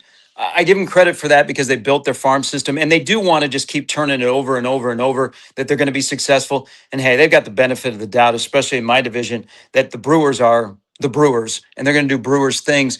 But there is a point where your fans are like, all right, we're all in and go for it. They did it with CC Sabathia when they acquired him. Maybe they just got a little gun shy at the last moment that Skubal would not fit with what they have going with the Brewers. And I'm not just saying in the rotation, because he definitely would fit, but maybe some of the other things. And also, they also maybe looked at, we want a guy that we have control over, and it's not just a rental. That's not who we are. But if I'm a fan and I get to the NLCS again and I get beat by Skubal, I'm going to have some speaks with my front office. When PCA was kind of the throw-in addition to that trade. Oh. Well, that's a good front office because they'd identified him. And, the Mets also kind of were fed up with him. And he's not, he's got some antics. He's great to have on your team. I imagine if you're rooting against the Cubs and you see some of his antics, you're like, that guy is a knob, but he's my knob and he's going to be the MVP as of right now. That's just a good front office of like, okay, if we're going to do a deal here, we're going to go 1 for 1. But if you're going to go 2 for 1, that's the guy I want. And I identified him. And, he's starting to hit his strides. I don't think he's anywhere near what he can be consistently in the majors. But that's just a good pickup that somebody that now has solidified a position that has been a revolving door for the Cubs for about 10 years in center field. And also, I think they have a star. And you hope that in a big market like Chicago, where fingers crossed the Ricketts are going to spend some money, that people are attracted to come play with Pete Crow Armstrong down the road. For me, I think I like the Guardians better than the 6th or 7th place odds they're getting in the AL. I would probably start with the Red Sox, but the Yankees are the fave and by a decent amount. Yeah, and that's not a surprise just because it's the Yankees and, you're thinking they're going to get Judge back and that offense will find its way again. And you look at who they got on the mound, especially when you get to October. They got a couple of good starters that are good October guys. But, man, there's just something about Boston. I mean, Boston is on a roll and they're finding a way to win. And also they're pretty good. I mean, it's not like they're like, oh, my God, lightning in a bottle. They've got some good players. It's just Alex Cora couldn't get it out of him. And I think Alex Cora is still a really, really good manager. Chad Tracy came in, and all of a sudden they turned it around. And when you win a game like they did last night against the White Sox, you're like, man, this might be our year. Gary, let's switch over to football here.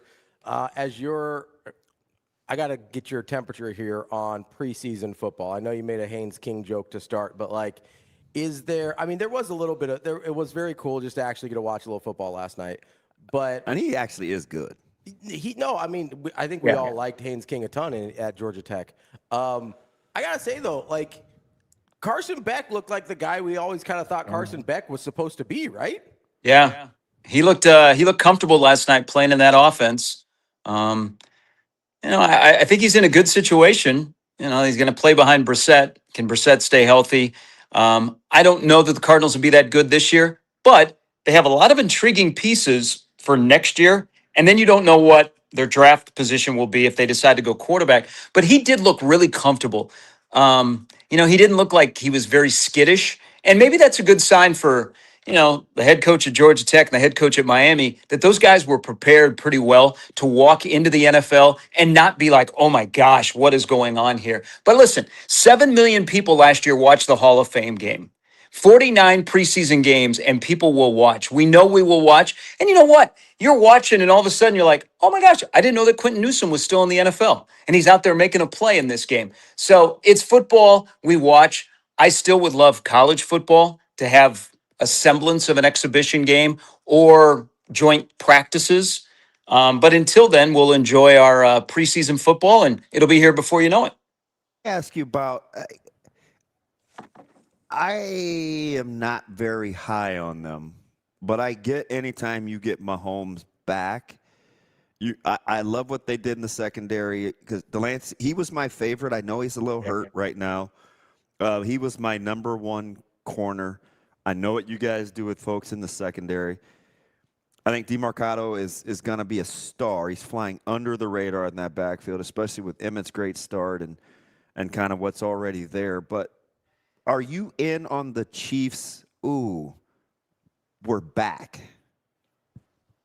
Until I see Mahomes, they're back, but they've got to be better in a certain different areas. They got to be able to rush the passer better. They got to get Chris Jones some help, and they tried to do that in the draft. You know, I don't think Spagnuolo at times had a great year last year. You know, they got to be better on the second level. Karlaftis has to have a better year. But most importantly, their tackles have to be better. They have a revolving door at tackle. You know, they got the best center in the game. So up front is where I will determine if they're going to be good, because they also have to be able to run the ball. You can't have the most explosive run play last year being Patrick Mahomes, which it was. And they went out and they addressed that in the offseason. They get a guy that can not only run the ball, but he can also catch the ball. And then you know what they did with Emmett, and they've actually helped their skill guys, but they just have some guys that need to get back to playing like they're capable of playing. And I think if they're able to do that, they're going to be able to find a way to win 10, 11 games. But since we last saw the great version of the Chiefs, that division has gotten so much better. So you have to be better if you want to continue to do what you've done in the past. And they get Bieniemy back. And I think having Bieniemy back, I don't think Matt Nagy and Mahomes and Reed were always on the same page. And I think Bieniemy and Reed speak the same language. And I think Mahomes and Bieniemy see the game through the same lens. And that'll help immensely. What do you think happened with Nagy? I mean, we saw the head coaching experience and then back, and they pan and you look at what's going on through the headsets and the facial expressions. Like, what do you think happened to him? I think he stopped being a quick thinker.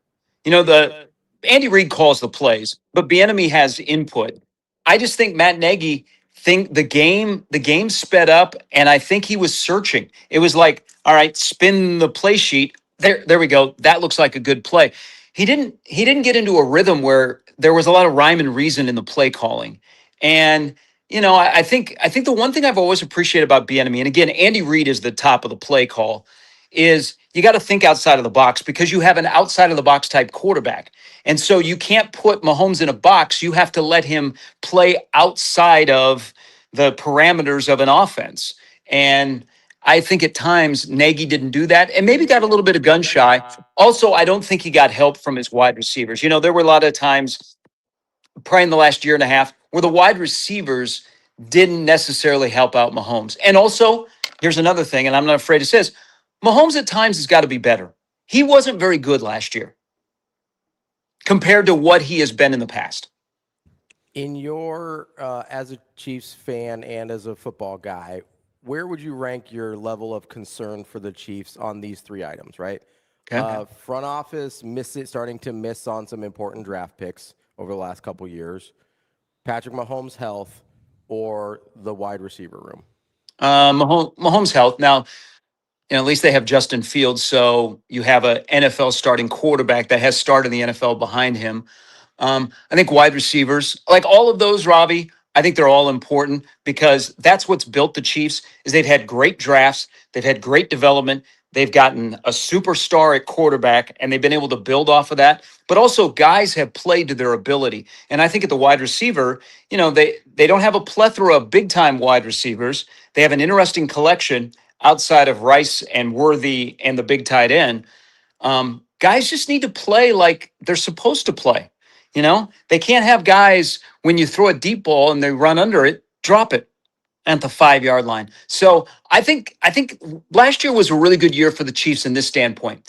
It forced them to recalibrate and not get fat and happy, and evolve a little bit and make some trades in the offseason where you went, whoa, but then go to the draft like Damon alluded to and try and build through the draft again. I think the Chiefs have gotten back to what has made them the Chiefs of the current day. And hopefully that will start like this next phase where as Mahomes gets a little bit older and Andy Reid gets closer to retirement and 87 plays his last season, that they're set to do phase 2 of the 2.0 of the Chiefs. Because if not, the NFL is not forgiving. And again, especially in that division, because of what the Chiefs did, it forced other teams in that division to hire a Sean Payton, draft a Bo Nix, do what the Raiders are trying to figure out, or what the Chargers are doing.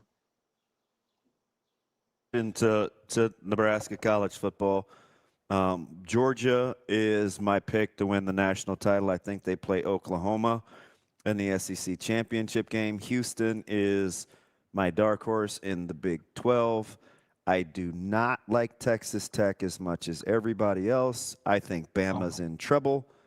Michigan is as much as Michigan can be, my dark horse in the Big 10. And I do not like Oregon's offensive line. And my hot take is Ohio State doesn't make the CFP. Ooh. Pick one or two or three. Let's start with Ohio State. Because of Arthur Smith, because of the schedule, because at 9-3, Ohio State won't get the lifting into the field of 12. Why don't you think Ohio State will make the CFP? Too much to replace on defense?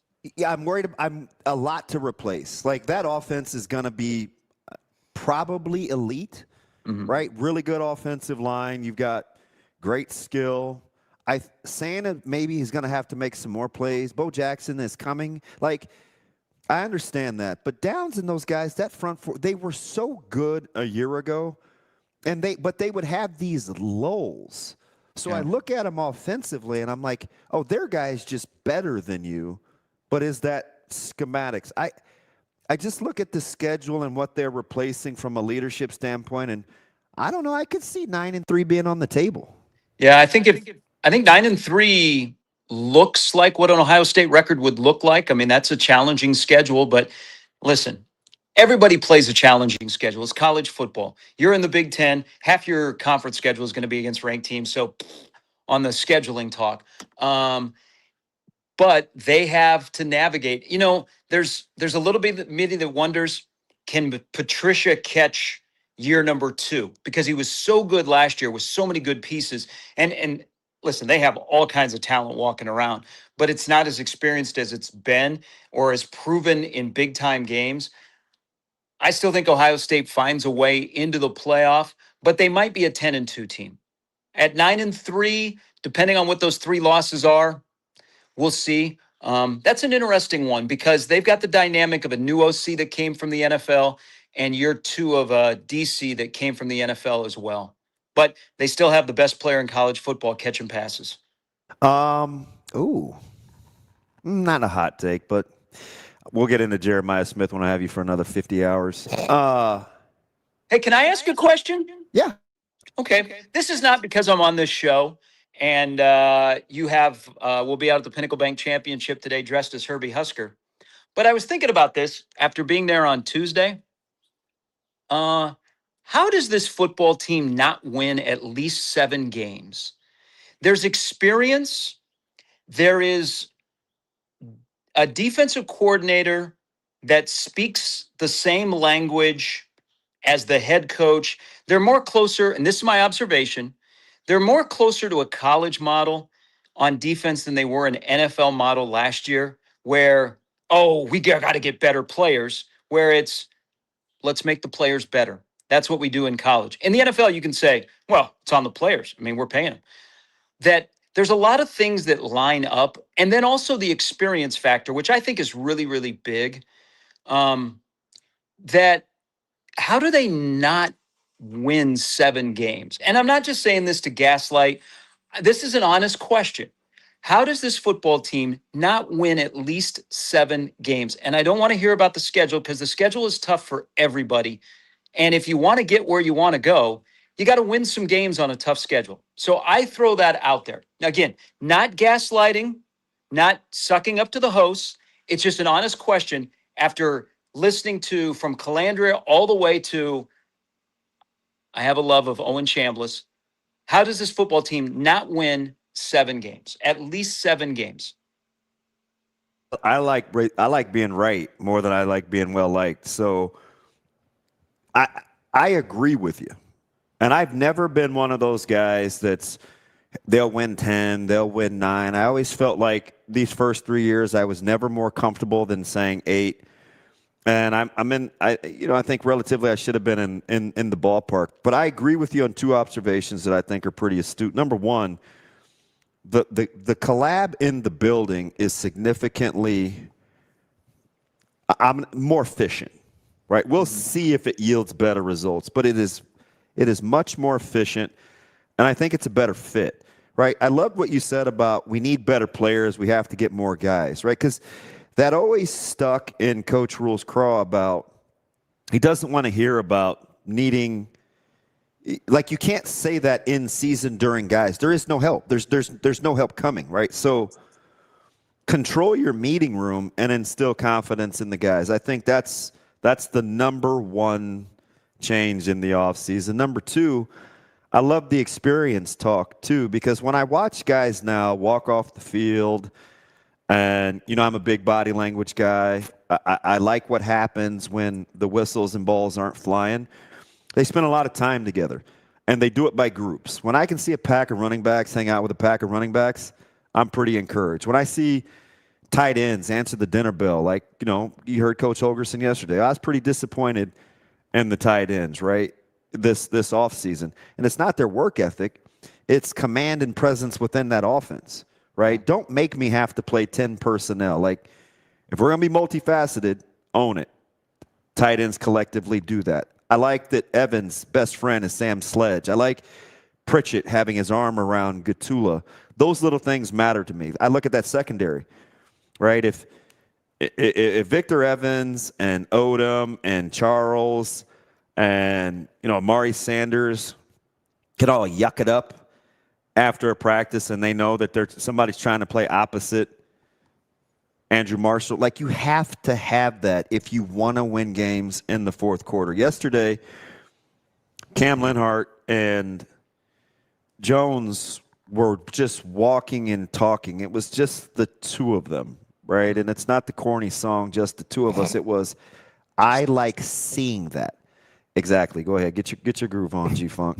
That's where you go from Franklin to G-Funk. I've seen that guy too. It's guys controlling the meeting rooms. That's where I think is a huge advantage, because they have some fellas back. 83% retention rate. Yeah, we've talked about this, all 3 of us, for the longest time. Talked about things that are at Nebraska's disposal. That, hey man, they have this dude here, and they don't do a great job of seizing the opportunity. And I look at it this year I think the program is better Monday through Friday. The question is, are they better on Saturday? And it's not just, hey, we got deeper team, we got an older team, we got better talent across the board. It's also the decision making that has to go on Saturday. You got some good coaches with, I love their development background in college football. They're coaching on that side of the ball, but there's some of them are really new. What's it like when they get squeezed on Saturday and they've got to talk to each other and, the bullets are flying and everything? I think they're better Monday through Friday. Definitely.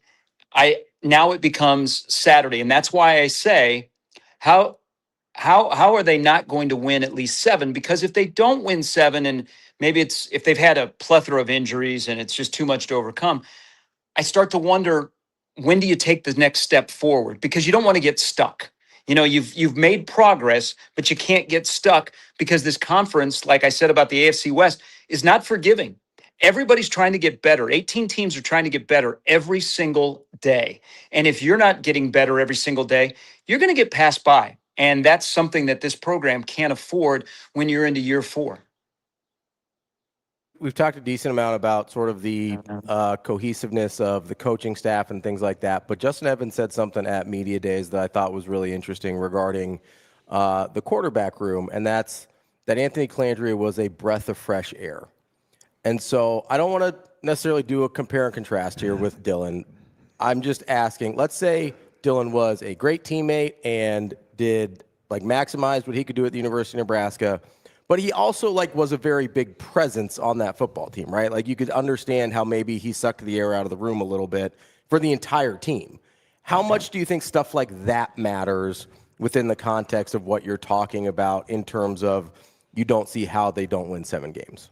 I think you got to eliminate distractions. Damon knows about this. We've talked about this before, and it's not just football. It's a corporation. You got to eliminate distractions. And I think the dynamics of DR15 and his uncle and his dad and who he was and what he was supposed to do for Nebraska, it became a distraction. And I don't think Nebraska was equipped to handle that distraction. They weren't good enough 1 through 105 to overcome something like that. And so you move on and you get a guy who, you can think differently about, and it opens up, it unlocks some things. And I also think, you're not going to have a guy that at quarterback is going to come out of the tunnel walk, run by Bud Crawford onto the field when you're like, whoa, the champ is here. Shouldn't he be running first onto the field? And I say that, and that's a subtle thing that I heard from players like in the offseason. I'm like, that struck me as something that was very odd and uncomfortable, that one guy is, and they're like, yeah, but we just kind of, I think everybody runs onto the field together, if that makes sense. But I think there's also just a breath of fresh air. It's something we can do. Hey, I've seen this. Isaiah Hunter the other day said one of the first bits of film he saw of Calandria was him lowering his shoulder and running over a guy. So I think it just unlocks, hey, we can do this, and then we can do this because we have this. And I also think you might be more willing in that quarterback room because Latif's a year older. By the way, he was really more comfortable on Tuesday talking to the media than any time last year. You got Danny Cailou, who is a veteran. I just think you have a breath of fresh air, and you have possibilities that you didn't have last year just because of the skill set. When Dylan was good, he could have been great. When Dylan wasn't what Nebraska needed, Nebraska really was stuck in neutral. So you move on. He's somewhere else. Nebraska's got to worry about the guys they got here. And I like that quarterback room that, by the way, includes 2 guys in that room that beat UCLA last year. Welcome to the world of portal college football. Ask you about, give me a dark horse. UCLA is the popular pick. Chesney was scary. I thought, again, as a body language, all-in press conference guy, used to make fun of me for. He did not seem like a Hollywood guy. Super pragmatic, process-oriented. I was like, ooh, if that fits, that could be interesting because I think he's going to give them some substance. Some people like Illinois. Some like Rutgers. Do you have a team that you're thinking, is Washington the new Rutgers, just with a better program where everybody looks at them on the schedule and is like, better watch out? Wait, who has said that you better watch out for Rutgers? Well, that's always that game on the schedule, and people like tuck a little bit. It's certainly that way this year. Don't kid yourself. I think the combination of the head coach and the quarterback and what they have returning and kind of what they're building in Seattle, I think makes Washington one of those teams to look out for. But there's also some teams in this league that you look at who they lost, like Iowa, for example, Illinois, and you go, okay, they're going to take, and then you stop and you go, no, because what they do is they fall out of bed at the beginning of the season and they have 7 wins in their back pocket, and their goal is to find 1 more or 2 more. I think that's the beauty of the middle pack of the Big Ten, is you got to be able to be every year at least 7-win team that finds a way to win 1, 2, and 3. And if you get to 3, you're going to be knocking on the door of the playoff. I do like Washington. I like USC, and I think the Big Ten needs USC to break through this year. They didn't get good news yesterday, losing their starting center for the entire year. But the middle of the pack, Minnesota, and not necessarily like, oh my gosh, watch out for Minnesota. Minnesota appears to be in the year where they're going to either bump up or they're going to bump down. They won't stay the same. So I'm watching Minnesota, and of course Wisconsin. Everybody's going to keep an eye on what Fickell's going to do there. But I love the Big Ten. I think there are no off Saturdays in the Big Ten anymore, and you got to be ready to play. Another sneaky game, and I'll be curious to see where they're at when they roll into Lincoln, is Maryland. If you go back to last year, you look at the Nebraska game, there were some games where they blew the game in the fourth quarter. If not, they're probably bowling. They got a really good quarterback that nobody paid attention to at Big Ten Media Days. Maryland and Mike Loxley, with the pressure on, how do they perform? So I think it's going to be a great year for the Big Ten. Tell you what, we have turned the success of the Big Ten has turned the SEC brains into mush because they just say all kinds of crazy stuff. You would think they're in politics down in the SEC for all the wild stuff that they say. But can you imagine, guys, if not only the Big Ten wins a title for the fourth straight year, but it's a fourth different school, and that there were two blue bloods, a newbie who is an up-and-comer, and then a new addition to your league, what that would do to the SEC? I usually don't go on the offensive on social media, but the day that the coaches poll came out and national guys were like using that as an indictment, I was losing my mind. I was like, I might as well just let the old proverbial nuts hang here because this is just idiocy, what people were saying on social media. It's like, do you guys not have, I get it, you don't have editors, you just hit send, but you don't believe what you're saying right now, do you? You just seem desperate. Yeah. Nice to meet you, D's nuts. I think, you can't handle what you used to have. And the only way to change that isn't through discussion. It's go out and do it on the field. Back to your point, I like Georgia as well. But it's just like you can't have a conversation because what the Big Ten has done, the SEC can't handle. And good for the Big Ten because the Big Ten isn't going anywhere anytime soon. I don't think this is we just had this 5-year run. I think the Big Ten has lifted itself from 1 down to 18. Some have lifted higher than others. That the SEC is going to have to adapt. And I don't know. I think it's great for college football. I just wish we had college football where everybody doesn't have an agenda on what network you're representing. You just love talking about the sport. And you love talking about the intricacies and the nuances of the sport and the debate that is, and not, I'm SEC, you're Big Ten, let's go. How about we talk about how great college football is right now when we get to when the games kick off and we can play games and not talk about all the other crap? How about this for irony? You talked These about nuts. I can't believe you said that. Why don't you say that on Twitter? Before you attack anybody, go, I'm just going to let my nuts hang here. Here we go. I would favorite that tweet.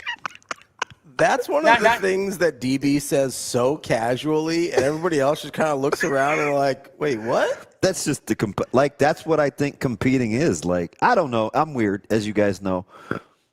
The irony of the school that stole Nebraska's identity, that we had this weird affinity for, that hated our guts in Wisconsin, hires Eichhorst, Fickle's on the hot seat, and this guy, Jason Eck, is out here who is looming over the program as the prodigal son who gets a chance to come home. How would you like to be Fickle this year, knowing your back's against the wall with Eck just out there waiting in the wings, probably going to win 9 from New Mexico again, minimum? Welcome to the business. I mean, you got to win football games. And they haven't won football games at Wisconsin. Granted, they do have a ranked win. Last year, they beat Washington and Madison.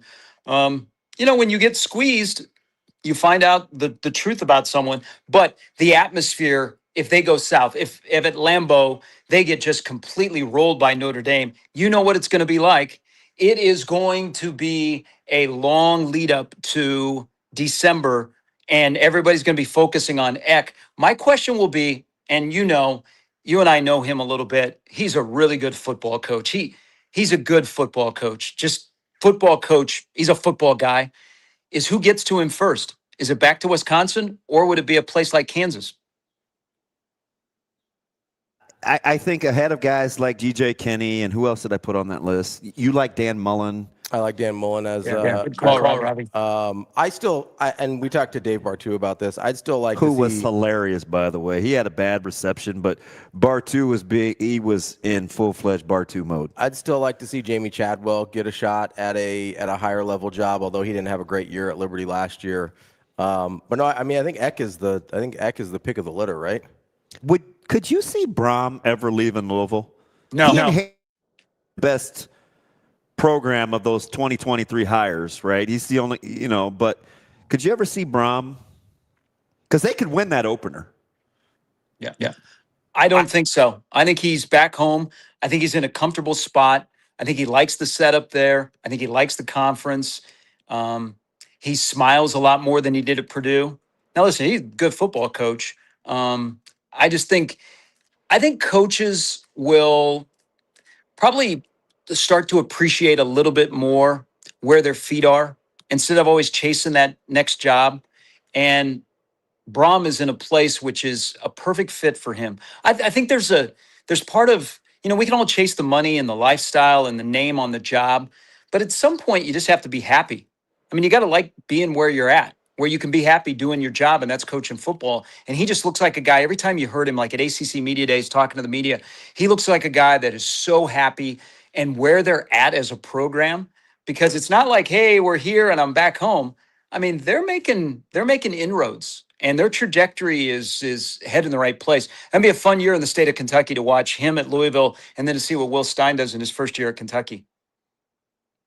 Quietly had a really good day. He flew under the radar because of his, number one, people compared him to Cignetti and kind of his bravado, but I thought he had pretty good command, and I'm always interested to see what happens with Minchie. Yeah. Hey, thank you, Kenny Minchie, for not coming to Nebraska. What would the offseason chatter be like, guys, if Minchie would be here instead of Calandria? Just the kind of quarterback that they are. I think the Tommy Armstrong-esque Mayfield, Manziel, the mystery of Calandria, you go, Minchie would have been solid, but would it have given you the same buzz? I don't know. I think he's going to be happy in Kentucky. That is one Gary Sharp. Hey, can I ask one quick question? You guys don't have commercials, so it doesn't matter. Okay, so last night, and this is the Hall of Fame game and the ceremonies this weekend, and I learned this. The reason that Damon wears 21 is Roger Craig. Okay. Correct. People don't probably realize that he wore number 21. Every time I see Roger Craig and there's, from the Nebraska angle, I'm kind of bummed out. And I wish that we could get Roger Craig back more into the fold. And maybe we don't appreciate how Roger Craig in his last year sacrificed his ego to be a blocking back for Mike Rozier. And maybe the guy just wanted to win. It all turned out for him. He's going into Canton. Finally, he had an amazing NFL career. I think Roger Craig, I would love for him to be back in the mix at Nebraska. And maybe it takes Jamie Williams, who, if Jamie Williams doesn't come to Nebraska, Roger Craig doesn't come to Nebraska, because Roger Craig was going to go to Iowa, and Jamie Williams said, who's going to block for you? And those two who grew up in the Quad Cities, they end up in Lincoln. I don't know. Just my thought watching Roger Craig last night. So that's definitely on the radar. It's just there's some things going on with Roger personally where I get what the images look like, and he's he appears to be happy, but he's just football has taken its toll on him. So not my story to tell, but I think that's definitely the intention. Just full circle. And, it would mean the world to me. So I think you're on the right track there. Yeah, I think it's amazing what Turner Gill did for Roger, because I wasn't following the program back then. To convince Roger Craig to become a blocking back, can you imagine what the conversation was between Coach Osborne and Roger Craig to say, hey, you've been the highlighted eye back. We got this guy coming from a junior college in Kansas. We'd like you guys to play together. For the greater good, can you be essentially a blocking back? That came with a price. Yes. Yeah. All right, buddy. Thank you, guys. I knew you wouldn't, even though it wasn't. They don't tell me anything. I told you that. I was pretty excited. We spelled your name. We spelled your name right too. Yeah, I know you got the R next to the Y, so that's good. Or you're talking about the last name. Well, you don't skip a beat, do you? Numbnuts. Well, hey, I gotta protect the first name Gary. There are very few Garys anymore. Like when babies are born, they don't go, that looks like a Gary. I mean. Oh, shoot. That is Gary Sharp. We appreciate the time, as always. Love you guys. Yeah. That's Gary Sharp from the Omaha World Herald. We'll have to have Gary We didn't even on. ask him about the new gig. That's all right. We can talk to him later. It's fine. We'll have to have Gary back on again soon. I'm sure that'll happen. Let's take a quick break here. That's DB. I'm Ravi Lulla. It's Hurrdat Sports Live. We will be back in just a minute.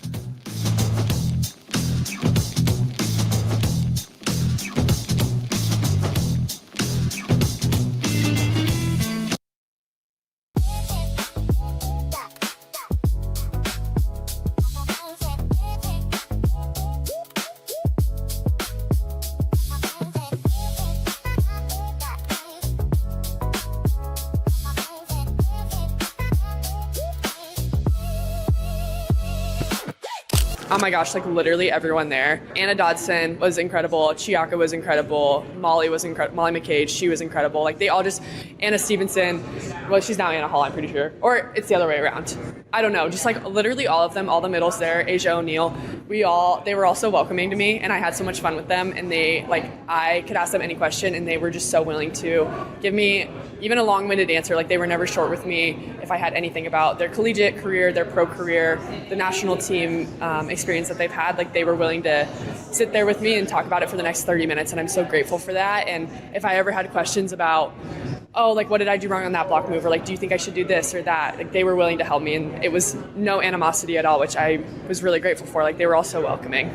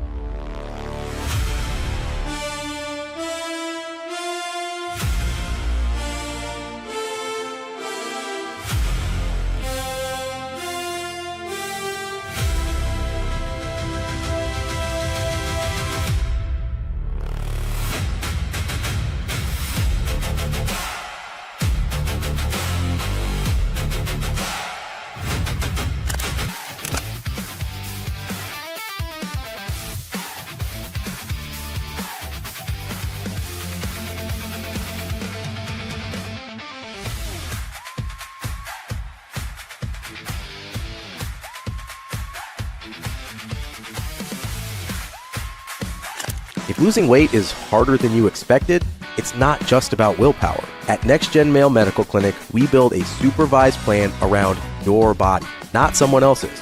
Schedule a visit at nextgenmmc.com. Let's get you moving forward.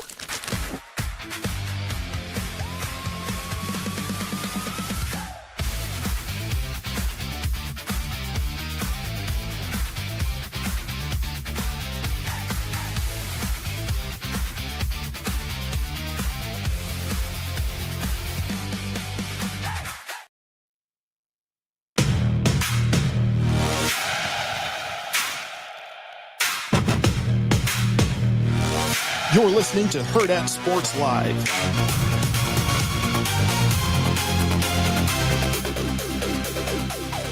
Welcome back, Hurrdat Sports Live. I'm Ravi Lulla here at Hurrdat Sports HQ. We'll be joined in just a few minutes by Mike Sautter from Hurrdat Sports and NEB Preps. But I have to remind you to call our friends over at Next Gen Male Medical, 402-614-9700. It's the place to go no matter what you need to get feeling your best. I've lost over 50 pounds on the GLP-1s. I know DB and I have both been on the peptides. We're feeling great. And every once in a while, you just got a little vitamin shot. Maybe you're spending some time out at Pinnacle Bank Championship like I am this weekend, and they got their hydration IVs if you need them. They got some vitamin shots to get you back on your feet because, we're not as young as we used to be. Sometimes takes a little, although DB looks as young as he's ever been. You got to have a little extra recovery sometimes.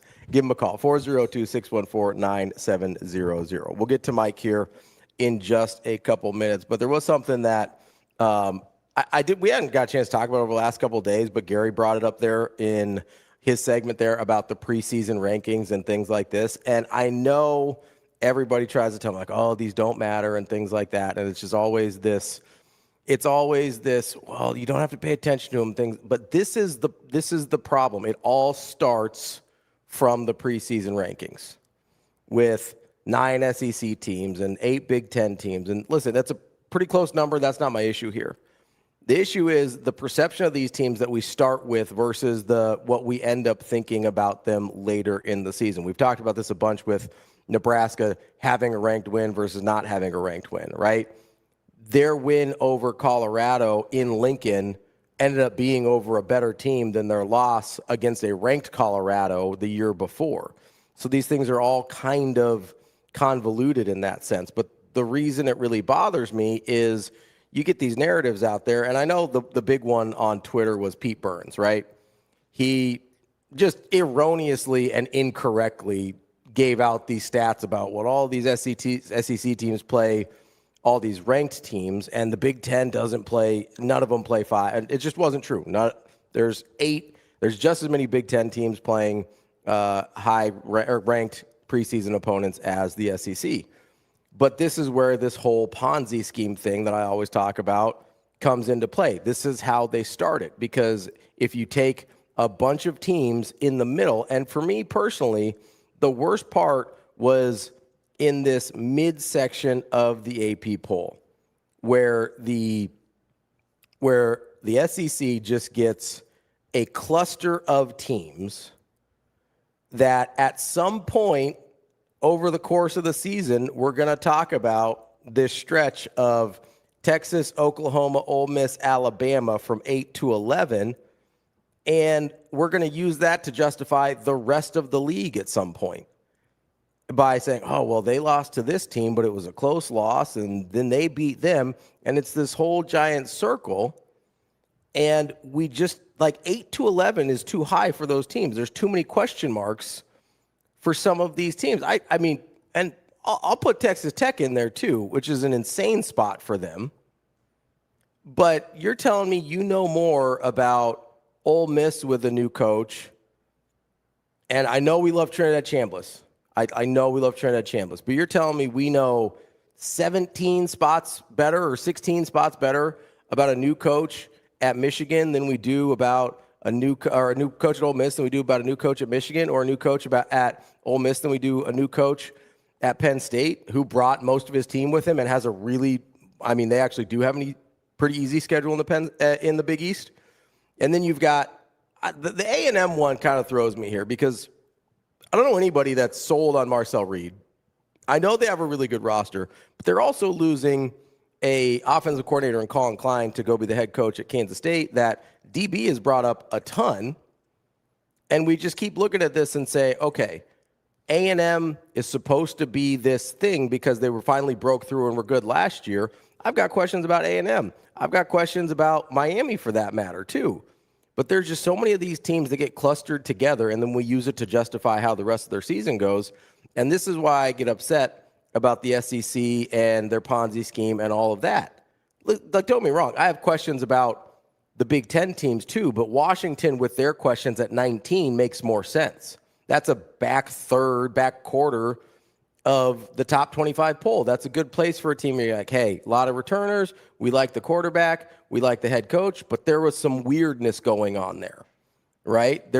I think we know more about USC than we do A&M, Bama, and Ole Miss.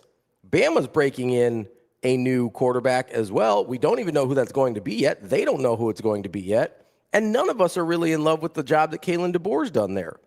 I mean, when you're questioning toughness and physicality at Alabama, we've got we have jumped the shark there. We have a whole other problem in Tuscaloosa. yet still they basically get a top 10 ranking because it's Alabama. I don't really know what the logic is there. We didn't love them last year. We didn't love them 2 years ago. And the further they get away from the Saban the more you see undisciplined football, you see non-physical football.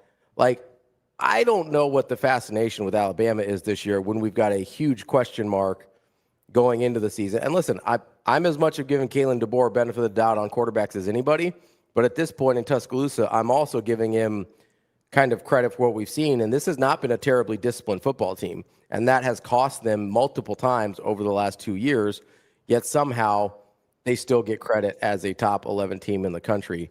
And that's going to be a problem when we come 3 months from now and have narratives about who beat who and what those teams actually were, because I guarantee you there are SEC teams in this top 10 right now that aren't going to end up being ranked by the end of the year, or top 11, that aren't going to be ranked by the end of the year, yet someone else in that league is going to get credit for a top 10 win because they beat them at the right time in the season.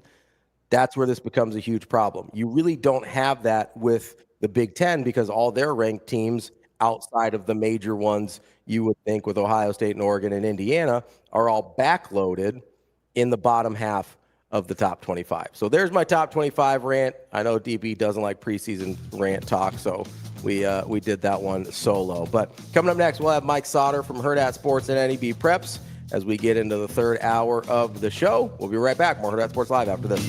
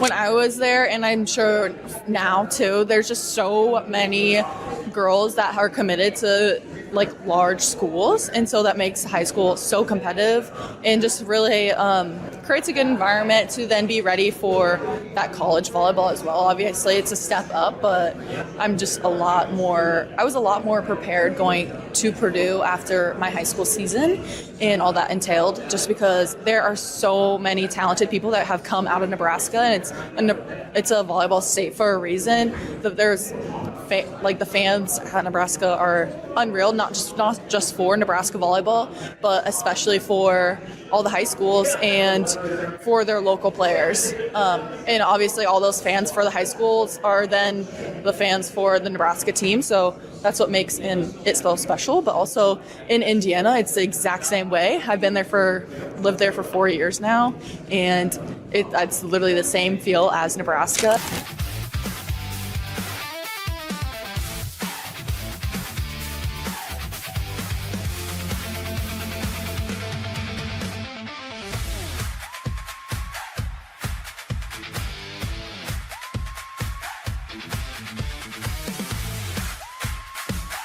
Everyone's talking about peptides.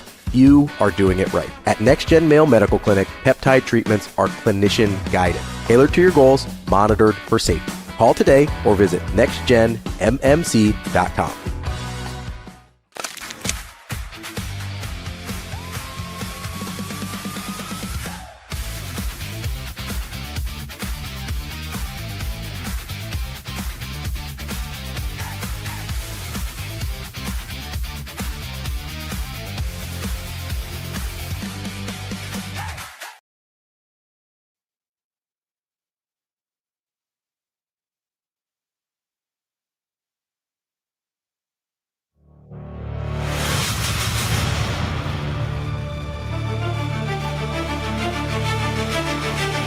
You're listening to Hurrdat Sports Live. Welcome back, Hurrdat Sports Live, presented by Next Gen Mail Medical. I'm Ravi Lulla here at Hurrdat Sports HQ. We are joined now by Mike Sautter from Hurrdat Sports and NAB Preps. Mike, how are we doing? I'm doing good. I'm doing fine. Just working really hard on trying to not be a dilettante. So, yeah. What do you mean? I don't want to be a know-it-all at a lot of things. I'd rather be a know-it-all at a certain number of things. So, yeah. Okay. So I just want you to know, DB is not joining us this morning. He said, I don't want to talk to that Mike Sautter. I'm out. And so he left. He's gone. He's scared. That's all right. He broke his phone. And so you're going to love this. He was trying to unwrap an alcohol bottle cap lid, and it was a particularly heavy lid, and he dropped it on the phone, and it cracked the screen. So that seems very unathletic. It wasn't great, but now like he's got one of those busted ass Androids, so like he was still using fingerprint technology, where he's like 10 years old. Greened up, yeah. And so he now that the screen's cracked, the fingerprint technology doesn't work or anything. So he's like, I gotta get this fixed, otherwise I can't do anything. Maybe, hey, this is the perfect time for him to join the real world and not have a green dot phone anymore. This is what I told him about. He said he's mulling his options, but he has to get it fixed before he can trade it in either way. So that's what today's appointment is getting it fixed. He's that guy that is in the group chat and you can't really actually send what you want to send in the group chat because he's the one green dot Android phone. The funny part of it is like they've done enough where you can send your reactions and stuff now, but because I don't know if it's his phone or an Android thing or whatever, is he ends up with like 8 different strands from the same group chat. Right. And it's like, brother, just come on, man. What are we doing? He's old though. So old people like the green dot phone. I mean, my parents do have Androids. Not that they're old, but they're older than DB. So that, That's fair. Hey, by the way, I bought that same hat yesterday. I'm going to wear it today. No, it's a good hat. It's our Hurrdat Pinnacle Bank Championship hats, or our golf hats. I don't know that it's specific to Pinnacle Bank Championship, but we got the Hurrdat dog golf in here, and then we got a little Hurrdat, other side, Hurrdat H right there.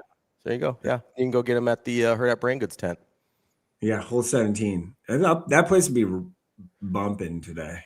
Yeah, it was a little slow start yesterday because I think the weather and it's a Thursday and people still work. But about noon today, people start getting pretty. From noon today all the way through tomorrow, it gets pretty turned up. It'll be a little turned. I won't be. I have to work the tent today, so from 10 to 2. So I guess after 2, probably. I'll say, did you end up enjoying any beverages yesterday? I had a couple. Yeah. And then I did go home and mow my yard because it needed it. You got the lawn done? Yeah, double cut it too because just wanted to. Have we ever asked this? I don't know if we have or not. Are you like a lawn beer guy, like a yard work beer guy? Because it seems like you're laser focused. I didn't know if you wanted any impairment while you're making sure your lawn is taken care of. After. Okay. After I'm done. Yeah, after I'm done, I'll sit on the front stoop. And is it called a stoop? Yeah, the front steps, porch thing. And there are sometimes, I didn't last night, but sometimes I'll sit there and have a beer and just stare at my lawn. After I'm done. Kind of look at your, kind of like Simba and Pride Rock, who's looking over all that belongs to you. Exactly. It's like, man, I did a great job here. All right. So obviously we got Pinnacle Bank this week. Yeah. But Camp Confidential is back and rip roaring and ready to go. Like, what's the schedule looking like there? I'm excited to start seeing some of these. kicked off. When was that? Wednesday we did that. First one was Lincoln Northwest. Mm-hmm. And I did them because they play a week 0 game. So they play Standing Bear week 0, which is not this Friday, but next Friday. Was that the 21st? Is that right? Yeah. Mm-hmm. Yeah. So they're a week ahead. They're the only week 11 or that Standing Bear and Lincoln Northwest game is the only 11-man game in the state in week 0. So, and there's only about 5 other ones, but games total across the state for week 0. So that one will have a lot of attention just by default, right? So wanted to check out them, and I attempted to go to Standing Bear, but I don't know. Like, I guess when you leave 2 voicemails on 2 separate days and you don't get a call back, that means I'm not going to try any harder than that to go to practice. So I did go to Northwest. Coach Locke is great guy, Pierce guy actually. He's from Pierce, and Sammy Jurgens is a good quarterback, especially off balance, out of the pocket, rolling out. He's really good at that stuff. He made a hell of his last throw of the day. They were doing some, I guess, red zone offense stuff, and he made a play. Like he was rolling out to his left, threw it back towards the middle, over the top, got the guy right in the back of the end zone. It was awesome. So it was a great throw. He's really good at that. So they're obviously looking to improve. They're 1-8 last year. They're moving up to Class A this year. Northwest is, and their schedule, I think, kind of does them favors, I guess, if you will. So he's pretty good, and I loved Cooper Floyd, their linebacker, just smart kid, and he led the team with 49 tackles and 3 sacks last year, and only played 6 games because of injuries. So he's a good player, and then Xavier Wells is a good receiver. So that's good. They have a nice group. Line play obviously is going to be important for them, like it is kind of with those sort of teams that are trying to emerge, if you will. But they'll be pretty good. And then Monday's the big day, though. Monday is a big day. I'll be at West Side early at 5:30 in the morning, because Coach Lamongi loves that 5:30 in the morning stuff. Just nuts. So I'll be at West Side on Monday morning, and then I'll be at Archbishop Bergen on Monday right after West Side. It'll be West Side 5:30 to 7:30, Bergen 9 to 11:30, Omaha North 12:30 to 2:30, and then Millard South from 3:30 or whatever to 6, I think. So that's Monday. So somebody asked me out for 2 questions first. I don't want to get ahead of myself. Number 1, if week 0 I decide I want to go see an 8-man game, what's the best one that's like relatively close? Oh man. Or is there one relatively close at all? Yeah, I'm on it right now, so let me look really quick. I'll buy you some time here while you're looking. Yeah, I got it. It's okay. Right here. I already had it up. So it's there's Bayard Sandhills versus Sandhills Valley, Hyannis versus Mullen, Sutherland versus Brady, and Juanita Palisade versus Maxwell. When you say relatively close, none of those are relatively like close within an hour or 2 or 3, not even 3 hours from Omaha, if you will. So you're looking at the kind of North Platte area, I guess, would be all of those, right? So or farther west. So Mullen Hyannis is kind of in that group. Sutherland Brady is definitely right around North Platte. Juanita Palisade Maxwell is kind of in that Gothenburg, and Maxwell's right by North Platte-ish too. So Bayard and Sandhills Valley is in the Panhandle. So I'm going to Lincoln. You're Standing Bear versus in Standing Bear, Paul Hart. It's a good opportunity for people to see him.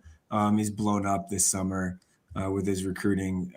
So at Standing Bear, it's a great opportunity for people that want to see him to go see him. And No, that's good because I probably, I mean, with West Side, Millard South, Millard North, there's a pretty good chance I won't leave the Metro the rest of the season. So that's a good opportunity for me to get to Lincoln. Yeah. And he's a good, again, you don't want to see one high level player. I'm sure like all the, Husker beat writer recruiting people will likely be at that game just to watch him play.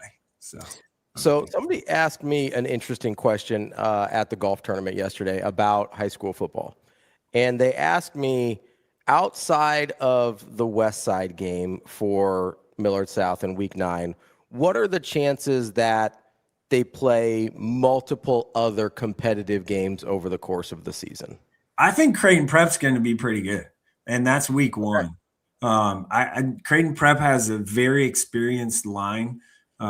They go probably too deep on both you're lines. talking West Side on this one. Okay. Yeah, West Side. Yeah, I think Prep West Side week 1 it could be a pretty competitive game. Prep up front, like they rotate a lot of guys, and they have a lot of depth. They kind of grew together, right? Like they all started pretty young as sophomores, and that whole group is seniors now, right? Right, like Jake Brock's in that group, and like he's probably the bigger-ish name. So I don't know. I think Prep is really, really, really, really scary.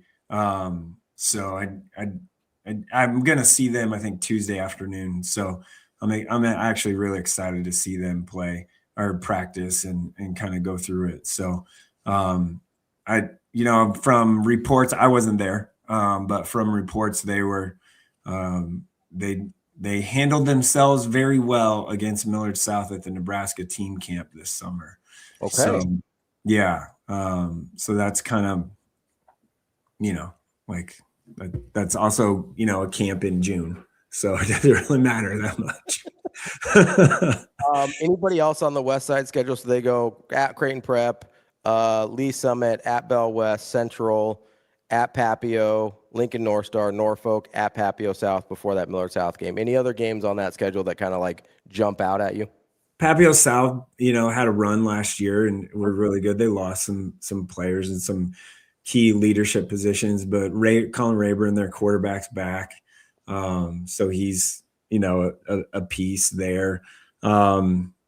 Obviously don't know anything about the out-of-state game, like in that opponent. So don't really know those things. But here's the deal. When it gets to like that week 9 game for West Side Millard South, by that point, we could already kind of know who's going to be where they're going to be. Doesn't matter who wins that game or loses that game, as long as they're on the opposite sides of each other, like as far as wild card points are concerned. So that game might be pretty vanilla.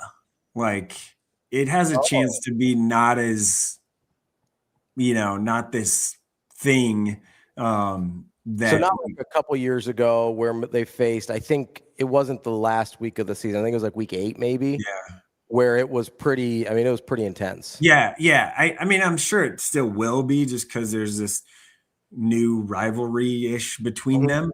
But I think that one, we could by then already know what they're going to be or where they're going to be as far as, playoff seeding is concerned. And it could just be kind of a dud. Right. They may not show a lot of cards, you mean? Yeah, that's what I mean. So now, Millard South's week 1 game is Millard North. And I wanted to go to the Millard South side of things now too, because kind of the same question. Like, are there other places on Millard South schedule where you go, okay, Millard North week 1, you've got new guys at Millard South, you've got guys that certainly don't have the continuity that the last couple teams for the Patriots have had. Like, how much do you kind of factor in the continuity versus the players lost, which we know is significant in a week 1 game against Millard North that brought in a bunch of guys that are pretty talented? Yeah, Trey Taylor can kind of make up for a lot of that. Sure, so, absolutely. Yeah, he's amazing. Yeah. But Millard North is a team that like probably going to start the season top 3, 4. I don't see them being less than 4 in like our coaches poll when we do that, which by the way, the first coaches poll will be August 16th. So from Sunday. A week from Sunday, yeah. So we'll see. The other one in the top 4? Probably prep. Okay. Yeah. That's me. If I was doing it, that's how I would do it. So I'm guessing it'll be something like that. I mean, you have Torrey Pittman, you have a bunch of other guys. Like Colin Haney's still a pretty good back. So it's just a matter of up front, what does it look like, right? Matt Erickson's there at Millard North, so we'll see about that. But Millard South defensively is going to take a step back. You have to take a step back. Like you're not going to give up 41 points for the whole season again. Like that's just not likely going to happen, right? So that's one of those situations where you have these new faces and how quickly can they gel and come together. But I know obviously they've been working a lot. I think they'll be fine. And to be quite honest, Trey Taylor makes up for a lot of his teammates' mistakes. The thing that I like about him after watching him, obviously watch him 7-on-7, like the whole tournament. But I did go to like a workout of theirs in June. His ability, if a play breaks down, to use his legs is something that is different. Mm-hmm. So like look for maybe a little bit of that or a lot of that. So that one will be interesting. And I'm sure like Coach Mendenhall is a smart coach and does a great job. They'll probably use Tay Ellis in a bunch of different ways instead of just like, hey, go run a go route and we'll just throw it up to you. Like I think they can get a little tricky, if you will, with him. Like I'd run him on some jet sweeps and stuff like that. For Millard South, and I know this is 7-on-7, my frame of reference for this, so I take that with a grain of salt and understand that it's not directly translatable. But one of the things that really stuck out to me, you mentioned the defense taking a step back. Guys were getting open against the Millard South secondary on like a pretty regular basis, and not just the other D1 guys kind of in the field. Like guys were able to get open. How much of that is a concern for you versus like, hey, it's 7-on-7, it's just going to be different? Yeah, I mean, you have 4 seconds to throw the ball, and in 7-on-7, and a lot of times like you don't have that much time, linemen. So I think it's probably something to do with that. I know like Coach Urban's a great coach and defensive coach, and they'll get it figured out. He coaches them really, really, really hard. It's just a thing where like, I mean, they lost some really good players. So it's just how do you look at that? Now, when I say they lost players, when I was prepping for Westside and going to their practice, guess what? Westside also lost 9 of their top 10 tacklers from last year to graduation. Mm-hmm. So they lost some guys too. So like, let's, make sure we're on that, same kind of vein. If you just look at the production piece, one guy from Millard South, I think Urban Kennedy is going to have a chance to really step up this year and fill a pretty big role. And do a really nice job at linebacker for them. So he's played a lot. And kind of multi-sport guy. I played baseball too, so I think he has a chance to kind of pop and really be a name that people are like, oh, like that kid's pretty good. When last year he was kind of the not second fiddle. He played a lot, but he wasn't like the Tegan Urban that was making all the plays and tackles and stuff like that. So I think that Urban Kennedy's got a chance to be a guy there. What team are you most excited to see over the course of your Camp Confidential series?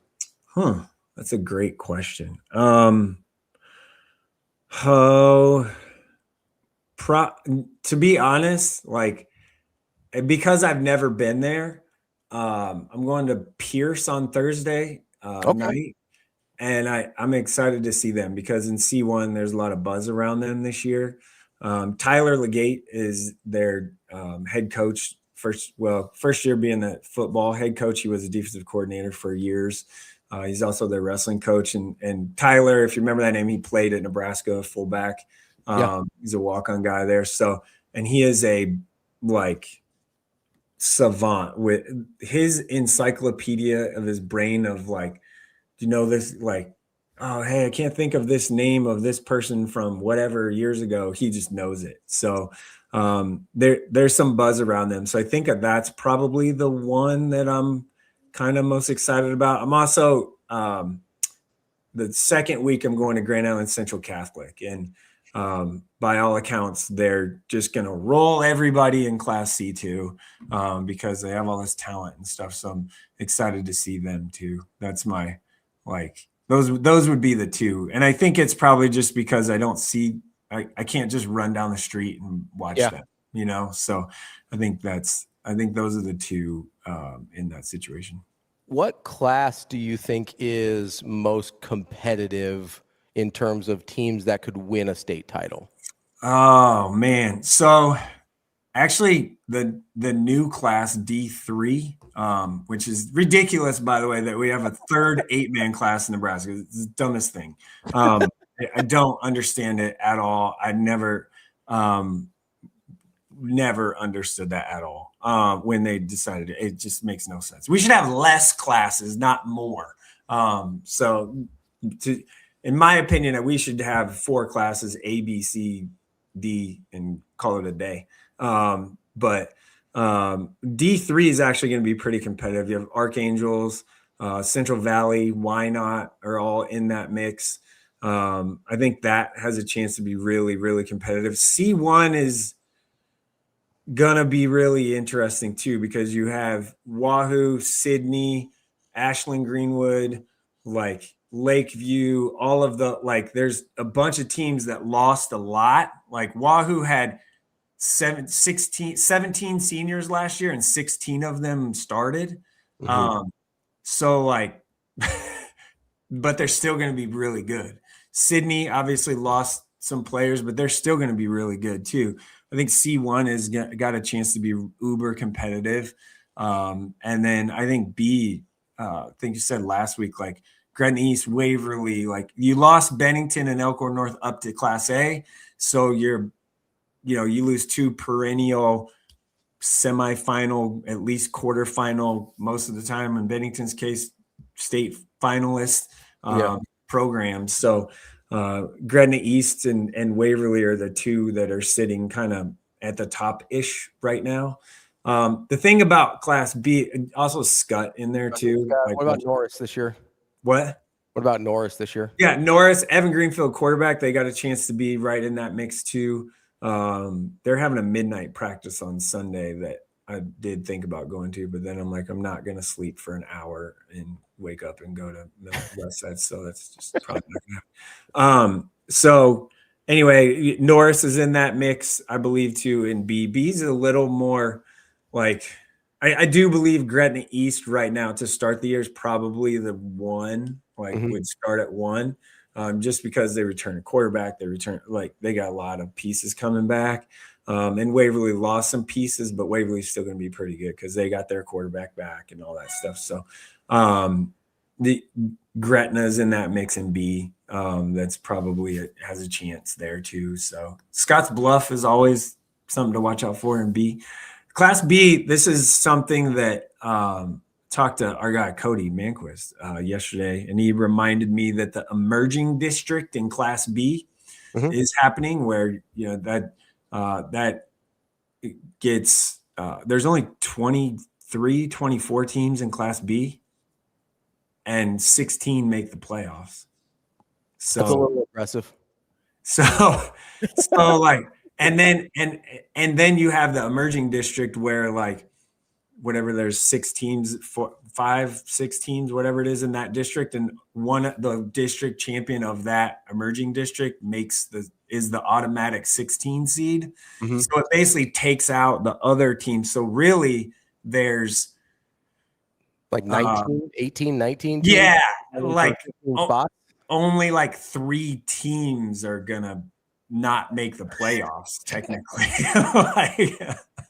in Class B. So like, that's a little goofy. That's a little goofy. Yeah, I mean, it goes back to one of those things where like, if we just had 4 classes, you'd have so many more teams, and making the playoffs would be way bigger, of a situation. So, yeah, I just. So you've mentioned Bennington, and you think they're going to be just fine moving up to Class A. I don't think we've talked about Elkhorn North and how you think they'll do moving up to Class A. I think the same situation. I think they'll be maybe at least this year a tick behind Bennington, just because Bennington returns quarterback, running back. So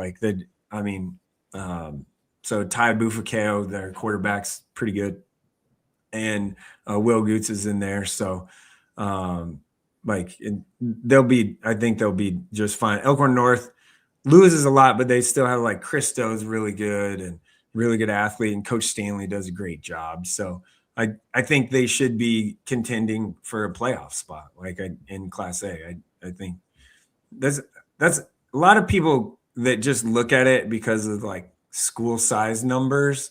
Yeah, need to really understand that like the top of Class B is significantly better than the bottom half, at least bottom half of Class A. Yeah. Like it's significantly better. And most of the difference when you get into higher than that ends up being a depth issue, right? Right. Yeah. Like you just have more, numbers are higher, but like okay, for this analogy that I just said, you take your Bennington, Elkhorn North, Waverly, Gretna East, Scott. Let's just throw those Class B names in there. Mm-hmm. They would be just as good, if not better, than maybe 17 to 32 or whatever, however many teams. So basically, I mean, most of the non-playoff teams, you think they're better than most of the non-playoff teams? Yep. I think consistently year in, year out, I think it's not even really close, to be honest. I think they're significantly better. I don't think that's a hot take. It kind of sounds like one, but I mean, when you think about it, I don't think it is. Like that makes sense. I think just the casual people that like follow and don't really know like the struggles or the challenges, daily challenges that some of the lower end Class A schools have to deal with. It's a lot different. I think people, you hear Class A, they think of Millard South, West Side, those teams, and it's like that's not the group we're talking about. We're talking about the teams that end up having to forfeit some games to those teams because they and there the numbers dramatically favor the Class B teams, right? Like you have teams in Class A that struggle to put out like a 2 deep. Right, but their school population is huge, right? Yeah, they're a Class A school, but just their actual football team is tiny and smaller than a lot of Class B schools. Demographics matter a lot in this conversation. Mm-hmm. Like Grand Island is one of the biggest schools, whatever, in the state, but like they just have kids, like their school population is such that like football is not like what a ton of those kids do. You know what I mean? Like Omaha South is the biggest school in the state, a Class A school, as far as student population. What is Omaha South always good at? Soccer. Awesome. It's because it's because that's the demographic. That's the thing they care about, right? Like it's right. Like that's their community. That's like what it is. They don't. It's not like Omaha North where they have football as their thing. You know what I mean? Like it's 2 different things. So I think a lot of that conversation, like a lot of people need to, think about that piece when we're kind of having those discussions. Where you go to these Class B schools, whether it's a Gretna East or a Waverly or a Scott or wherever, and football is, obviously Scott's good at everything basically, but a lot of these, it's like, hey, football is our thing. This is the thing that we care about and that we want to be good at. Correct. Yeah. And you have, more affluent parents and, people that can pay for the extra training and the, different stuff when some stuff and the extracurricular. Yeah. Right. Some of those other schools, they can't afford that, right? And that's not a knock on them. So yeah, just the reality of the situation. Mike, appreciate the time as always. At some point, I'm going to sit down with you and we're going to have a in-depth discussion on Miller North football this year. But today is not that day, luckily for you. So we will go ahead. What's up? I'll be there Friday. I was going to ask that after next Friday, we'll have our Miller North deep dive. Okay. I'll be at Lakeview 5:30 in the morning in Columbus on Friday, and then I'll be at Miller North Friday afternoon. So is that the 14th? Shoot, I don't think I can go with you. Otherwise, I might crash your little Miller North party. But I don't think I'll be around on the afternoon of the 14th. So unfortunately, we might have to have a phone call. Yeah. Well, you got my number. And I might be on the road, so you might get the Mike Sautter special where it's like, hey, I'm driving. What's up? I love calling people when I'm driving. I know you do. That's just what I do. By the way, I've moved some stuff around in here. I have my Jets shrine. We know it's football season now. We got the Jets shrine out. Yeah, move the Jets shrine. I still have the pictures of my children right there. But, sure, yeah. But obviously Jets top shelf because priorities. Yeah. I moved my Jets stuff from over here to over here. I moved the books around. So I just, top of mind right there. How are you feeling about Geno Smith era 2.0? Feel better than the Zach Wilson era or the whatever the hell we tried last year era. So, well, good luck and Godspeed. I think Cade Klubnik is getting a lot of buzz in camp for some reason. He got a lot of buzz at Clemson too. How'd that go? I know. That's why I said it like I said it. So I'm like, I don't know.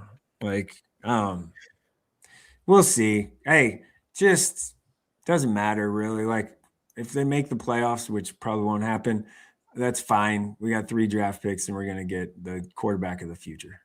So. Listen, as long you get to watch Jets football in like a month, that's the best part, right? You get to watch Jets football. You know how much of a degenerate Jets fan I am? I pay for NFL Sunday Ticket and have for at least a decade, if not longer. Like, I had to get DirecTV because that's where Sunday Ticket was. So I had to, buy DirecTV with a dish and everything just so I could watch Jets football and pay I think it's like $400 a year for Sunday Ticket. Now, it is fantastic, especially if you have the squirrel ADD like I do sometimes. Oh, when you have not the 4 games going at once, but when you can push that thing to the 8, it's amazing. Because then you're just like, I can't even 4 and 4 can handle that. That's a lot. 4 and 4, and you just flip the volume over. Like, that was. You'll be proud of me. I bought a new TV so that I could have bigger quad boxes. Oh, nice. Mostly for college football. I usually do for NFL. I usually have one on Red Zone channel, and then I'm watching the other 2 network games. But for college football, we've got now I can get up to, if we quad box, I can do 1, 2, 3, 4, 5, 6. I can do 7 games at once if I'm doing the quad box on the big TV. So you'd be proud of me. It's a good size. I just bought new furniture in my basement. So because I was like, okay, I wanted the theater seat with the lights and stuff, like the recliner. Has the massager and the heat and the cup holders and all that. And my wife was like, we're not doing that. I do need to get a more comfortable chair in my setup. I have I mostly watch at my desk, but every once in a while I just want to relax and be a little bit more comfortable. I need to get a better comfy chair in my TV setup. Sundays, as I'm working on the coaches bowl, basically, every Sunday, I just sit right behind this wall. Is my projection screen on the wall. Yeah. And I just sit down in the dark basement with no windows and watch football and work. It's amazing. Do some DraftKings plays, it's the greatest thing. It's dark in more ways than one when you're a Jets fan. It is. It's fair. No. not debate that. All right. I'll see you in about an hour. Yeah, I'll be out there in a little bit. We'll see you out at the course. Yeah, bye. See you, buddy. That's Mike Sautter, Hurrdat Sports NAB Preps. We'll take a quick break. I'm Ravi Lulla. It's Hurrdat Sports Live.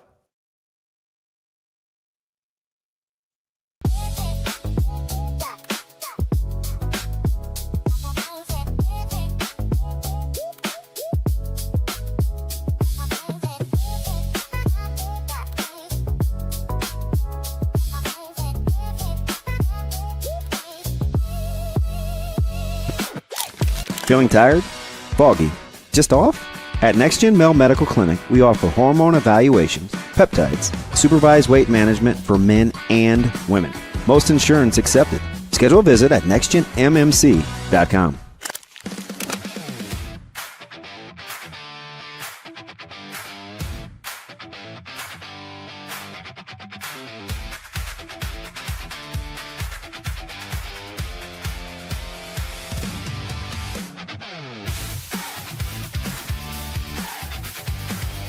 So after our last spring game, which was first week of May, I literally had a track meet maybe like 5 days after that. And we don't have a track here or a pit. So my first time jumping in the pit was at Nebraska, at Iowa, I think. But yeah, it was really fast. Maybe like my whole season was a month and a half. How did you get back into the mode of long jump? Because how long had it been since you jumped before that meet? Yeah, it was 2 years, a bit over 2 years. But I had a really good foundation growing up. My mom and my uncle were my track coaches, so I just think it's part of my blood. So, yeah. Did you surprise yourself? Yes. I mean, I PR'd, which I was not expecting. I couldn't PR 2 years ago when I was at my peak, so having very little training and time and a pit, PRing was great. Even making it that far was just amazing, and I'm so blessed. Do you hope to continue track and field then? Yeah, I'm hoping. Dual sport for the rest of my career, hopefully.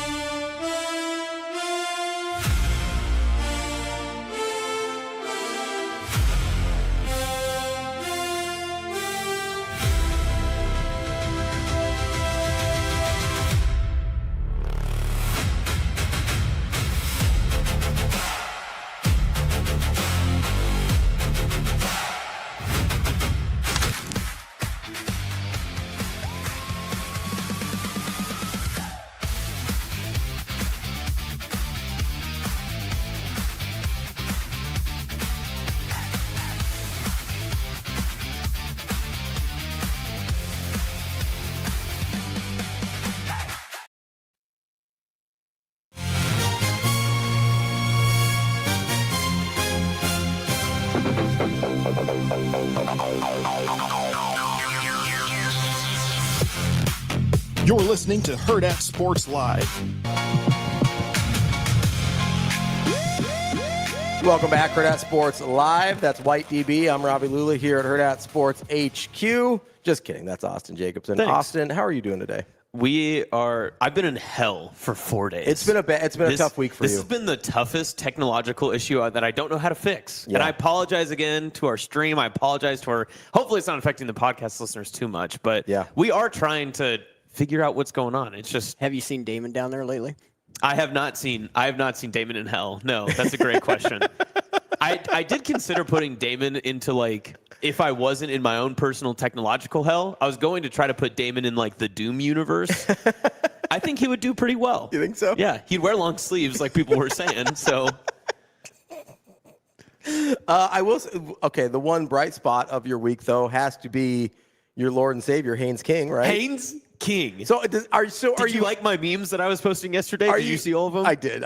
So are you out on Bryce Young? I am not. No. Okay. So this is where I'm confused. So here's the best part is that no one was replying to me last night because I was the only person in America still awake at that time watching the game. And I thought to myself, I have to have a very, very positive spin zone for this, for how much love I have for Haynes King. I did buy the jersey, by the way. Did you? I thought you were kidding. So, which color did you get? I got the blue. Okay. Have to get the blue. Okay. So I got. They do have a good blue. That's a good, right. I mean, how blue. could you not? Yeah. So, here's my thought. Haynes King. You know, we're going through. It's not a quarterback battle. It's not a quarterback controversy. Yeah. I'm a BY9 guy. Like, actually, I do enjoy Bryce Young. I think that well. This season's going to be hard because everybody is hurt by the substation. Do you notice how much better they played when they were in Ohio and not next to their, subterranean station? Not next to Chernobyl. It's brutal. But my goal for Haynes King is that he can be the quarterback in waiting and just can hang out until Bryce Young retires, and then Haynes King can take over. Isn't Bryce Young still very young? Very young, yes. Although your chances with little baby boy Bryce Young getting injured to the point where you need a different quarterback. You always need a solid number 2, although I would never wish that Bryce Young would get hurt. But you do need a solid number 2. But did you see how Haynes King looked last night? Better than the alternative. Haynes, look, part of this is hyperbole. Part of it, I actually did sit up a couple of times. I was like, he kind of made some throws that were pretty good. He had one on like a 3rd and 12 that he went right down the seam. He caught it, knew where his read was going to be down the seam, and put it on a thread on the back shoulder of a guy in the middle of the field. I was pretty impressed. I was also impressed because one of the things I liked Haynes King a lot and was scared of him as somebody that watches a lot of ACC football, was scared of him when he played like Florida State or a team that I liked, because he was just a problem. But one thing, he kind of gave me maybe more athletic Will Howard vibes, where it's like, you're a really good college quarterback. I don't know if you're going to be able to play catch well enough at the NFL level. I didn't think he was that good of this was his best passing performance I've ever seen him have. Agree. That's where I was going with this was the best he's thrown the ball in different areas of the field, short, medium, long. Like I was really impressed with the way he threw the ball. I was also, not to take attention off of our precious Haynes King, I was also really impressed with Carson Beck. Like that's the guy we thought he could be. And especially with the receivers. And again, we know that these are all backups. Like we understand, absolutely. But he was putting a couple of balls on people too. Yeah, like he's confident. And there was one busted coverage, but there was another one that he recognized that it was going to be like a certain layer. And I thought he did a great job, like putting a ball over the top of where it was the safety over the top and the corners playing like the shallow. And he put it in between the two of them and still let his receiver run underneath it towards the sideline. I thought like he had better placement on the ball with guys that he's probably known less than he ever had at Georgia. I thought he did a really good job over the middle, especially. He was confident. He put the ball where it needed to be. Was honestly, Rico, I love this. Thank you. It was honestly like really impressive. I thought from both guys, like neither one of them looked like this is the first time playing professional football and I'm overwhelmed by the situation. They both looked like, hey, we're ready for this. We're NFL quarterbacks. Let's do this thing. And so, I mean, again, it's the Hall of Fame game, so you can only take so much. But again, this is sort of my argument going all the way back to whether it's like the John Mateer thing or the Darren Peterson thing or whatever. This is the highest level of competition we've seen them play against. I get Miami played really good teams. I get Georgia played really good teams. All of these guys are professional football players now. They are the best versions of the teams that they were facing. So I get there's continuity and chemistry and all these other variables there, but this is the best sample we have of are they able to play quarterback at a professional level? And both of them passed with flying colors early. So we'll see what that means. I know we talked about, I think with Gary, we talked a little bit about Jacoby Brissett, but I don't know, man. Like, would you be stunned? The problem is, though, is if the Cardinals, and again, this is almost NBA level talk, but if the Cardinals think Carson Beck is a better option than Jacoby Brissett, shouldn't they still play Jacoby Brissett? They're a bad franchise that wants picks. Probably. They are kind of nuking themselves without putting a substation next to their, next to their practice facility. But like that's, if you really wanted to lose games, just put that up and then you'd be fine. I do think you have to say, you probably are like, hey, Jacoby Brissett gets the first 6 weeks or 8 weeks or something like that until you've like really gone and solidified your pick. They're just a talent deficient franchise right now. No, like, yeah, they just are. don't have. They are. And of course, you guys were talking about it yesterday in brief, but weirdly, all the clips that keep coming out about how bad Marvin Harrison Jr. is at catching the ball. Super weird, man. Yeah. And he didn't play yesterday, and like a lot of the starters didn't. But man, Marvin Harrison Jr. is one of the ones that gives me, and I said this I think yesterday, but so much pause about Jeremiah Smith. Because they're not the same style receiver, though. Not at all, but they're the very, very similar style of hype about the receivers. But every other receiver from Ohio State has passed with flying colors. I agree, but that's kind of my point. Like, is you can't really convince me that Jeremiah Smith is that much better than the guys we've seen be awesome in the NFL when his closest comp is in terms of hype is Marvin Harrison Jr., who's the one guy that hasn't worked. Like, you're going to have a hard... So you're saying that there's no way that the amount of hype, no matter what Jeremiah Smith does... is going to exceed the production we've seen of guys that were less hyped.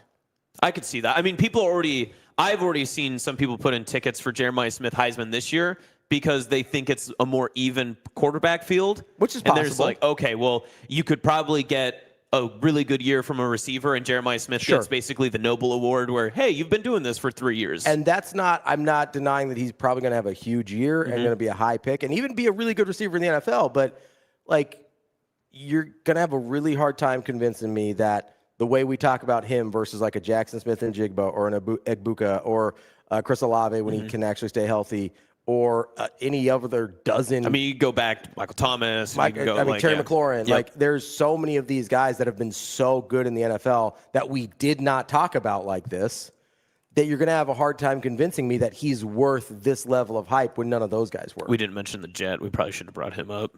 Yes. We probably should have, talked about Garrett Wilson a little bit there. All of That's these on us. Dudes are so good in the NFL, again, outside of Marvin Harrison Jr., that I just am not buying the hype being worth, hey, he's going to be better than all of these dudes. So this is funny. This is from 2020. This is from March 2026 from Matt Miller, who hopefully, he's doing okay. He's got a lot of things going on in his life. Yep. He ranked the top Ohio State wide receiver since 2022. Okay. He started with number 1, Marvin Harrison Jr. It's not and accurate. this is an NFL-based ranking, so I believe. Not accurate. I don't like that at all. No, that's he has terrible. JSN 2. Yeah, who's after phenomenal. JSN just won Offensive Player of the Year, broke the NFL receiving yardage record, all that sort of stuff. He's unbelievable. Garrett Wilson 3. And let's not pretend like JSN has had I get Sam Darnold is better than he used to be. But let's not pretend he's playing with one of the best quarterbacks in the league. He also doesn't have a bevy of weapons. He had Kenneth Walker, but he is the one to stop. You stop JSN. He is the clear one. This isn't like a Jamar Chase, T. Higgins situation in Cincinnati. Like, JSN is the guy, and he's not dealing with a Joe Burrow or a Matt Stafford or Patrick Mahomes or a Josh. Like, he's not dealing with any of the guys that we think are the guys. He's dealing with better than 2 in a row. Geno Smith, I think he had a year with Geno. Geno Smith and Sam Darnold, you're like, better than we thought they were. But, I mean, those are middle of the pack, like 10 to 15. I mean, Geno Smith's probably further than that now, but in the 10 to 18 range of quarterbacks in the league. Do we value great receivers the worse their quarterback is? No, but we probably should. Actually, so it's funny you bring up the value of receivers because I was thinking about this yesterday with Jahmyr Gibbs just got the biggest contract for a running back in NFL history. I don't think this is a hot take. And you know how I feel about the overpaying of receivers. But, I mean, a high-end running back is more independently impactful than a high-end receiver, right? Is that crazy? So it's funny, in a different variation, Hot take. I was listening to just the Sports Flash or whatever it is about the Jonathan Taylor comparison in his contract to Jahmyr Gibbs, and then what Bijan Robinson got earlier this week as well. And then, Jonathan Taylor, Bijan, Jahmyr Gibbs. So I don't want to cop out with the answer. So if I'm taking those guys, I'll add Derrick Henry in there. I'll add Christian McCaffrey in there. So is Jahmyr Gibbs more important to the Lions than Amon St. Brown? Amon-Ra St. Brown. Amon-Ra St. Brown, yeah. I mean, that's basically the question, right? Is Bijan Robinson more important than Drake London? That's an easy one to me. Yeah, yes. 100% yes, right? Jahmyr Gibbs Christian a little McCaffrey, bit more. Clearly the most important person in that to Kittle? Kyle Shanahan's offense. Yes. One most impactful person on that offense. I don't know. They had a lot of good. They got a lot of good running back years out of non-Christian McCaffrey. I know. Guys. And as soon as they got him, they elevated to a totally different level of team. Okay, and, you know better than me. That's fair. That's Kittle fair. misses so much time. And listen, I love Kittle. Mm-hmm. One of my Kittle, Juszczyk, love a couple of my favorite 49ers, especially of recent years. But Kittle misses so much time, or has missed so much time over the last few years, that you look at that and you go, okay, yes, he's an incredible weapon to have, but they've still been really good without him for stretches. When they haven't had McCaffrey, they've been bad. Their offense looks like a totally different thing. He's just so much more irreplaceable. And maybe that's a San Francisco specific thing, but they had Deebo Samuel, a non-crazy Brandon Ayuk, George Kittle, people forget, and Christian McCaffrey on that same team. And Christian McCaffrey was clearly the most valuable person on that team. Okay. So, I don't know. I really think that a high-end running back. So the 25-26 Seahawks. Would you rather have Kenneth Walker or JSN? I don't know that I put Kenneth. I know Kenneth Walker was really good. I don't see that. That's the direct opposite of Atlanta, because JSN is clearly, I think, more valuable. Yes. Yeah, because Kenneth Walker was he was one of the many rotation pieces until he came on rather late in the year, and then had a very, very strong finish to the season. He was good throughout the year. I think Kenneth Walker is good. I don't put him in that upper elite category where JSN clearly is for the wide receivers. So I think their tiers are a little different. Mm-hmm. But if you tell me Christian McCaffrey or Derrick Henry or somebody like that over JSN, we're getting closer. Mm-hmm. I still might take JSN, but it's pretty close. And there's the problem is there's so many more wide receivers that get paid $30 or more million per year. Mm-hmm.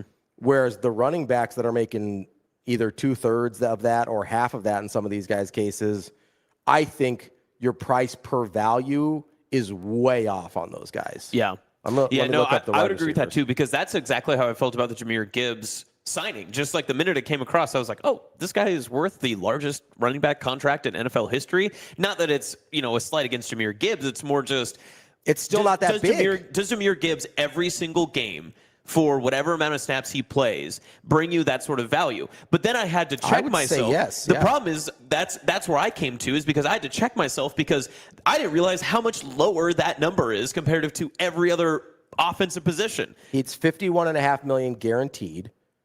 It is the max amount is worth 75. So max amount, you're saying 25 per year. Yeah. 25 per year. I just brought up the wide receiver numbers here. That put you know where 25 per year gets you as a wide receiver? Let me look at. I'm going to go average salary here. That puts you in 25 per year, which is the max, by the way. 25 per year. That puts you in the Devontae Smith, Nico Collins, Calvin Ridley, Christian Watson, Cortland Sutton, Chris Godwin, who's really good. Right. Jacoby I thought Myers. it was going to be a Godwin right there. That's the Jameson Williams. That's the neighborhood we're talking about. Yeah. DJ Moore makes more than that. And listen, 5 years ago, legend. DJ Moore, maybe in 2026, DJ Moore, I don't know. Yep. We're having Alec Pierce makes almost $30 million a year as a wide receiver. We're just having a very different discussion about the level of player you can get for $25 million. And for running backs, that is the top of the market. Yes. If you want me to go, on the guaranteed number, that gets you down to what's 51.5 times or divided by 3. You're at 18, not 17, $17 million a year. $17 million wide receiver gets you Wan'Dale Robinson. So again, it really doesn't hurt you to have Romeo Dobbs, a high-end running back. To overpay your running back is really not that big of a deal. It's not as big of a crutch as it used to be. No, not at all. Your problem, and this isn't, a complete hot take. This is just one that's obvious, but your biggest problem is overpaying mid-receivers. That's your issue, is if you have slot receivers, wide receiver 2s, or even 3s that are making the same as what you could be spending on an elite running back, that's probably where you'd rather put your money towards. Is a Jahmyr Gibbs, a Bijan Robinson, a Saquon Barkley, a Jonathan Taylor. Those 4 guys, I would argue, are more valuable than any of the receivers that you just named in that category of where they are being paid. Is DK Metcalf worth $10 to $15 million a year more than the best running backs in the league? No. Oh, no. CeeDee Lamb. Ooh. Jeez. Okay. So CeeDee Lamb, we'll call it toss-up. Yeah. Zay Flowers. No. Drake London. Depends on your offense, but probably not. No. AJ Brown. Not worth the headache. No. Terry McLaurin. No. Not Chris his age. Olave. No. Brandon Ayuk. Free agent. No. No. So this is my point. Like the CeeDee Lamb one is the only one because he's a home run hitter. Sure. And you can get a lot of value out of him. Drake London is interesting if you need a guy who's going to catch 110 passes a year. Drake London is kind of the quality receiver to get there. But he costs you $35 million a year. I'd rather have Jonathan Taylor, I think. I'd rather have Jahmyr Gibbs. Would you rather have Jonathan Taylor, and who can I get for $15 million?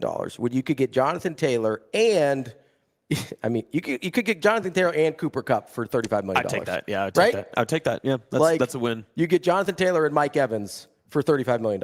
Again, you'd have like unk receivers on the outside, and like maybe I would play really well, between the hashes, but we'd figure it out. I mean, so I think part of the problem here is I think teams are so bad at drafting wide receivers that they don't trust themselves to find value at that position. Mm-hmm. They trust themselves to find value at the running back spot.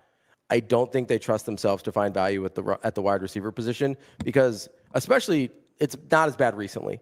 But for a really long stretch there, you had a lot of high-end busts from wide receivers. You just had a bunch of guys that just never figured it out. Yeah. And I think it's because schematic differences between high school or between college and the NFL.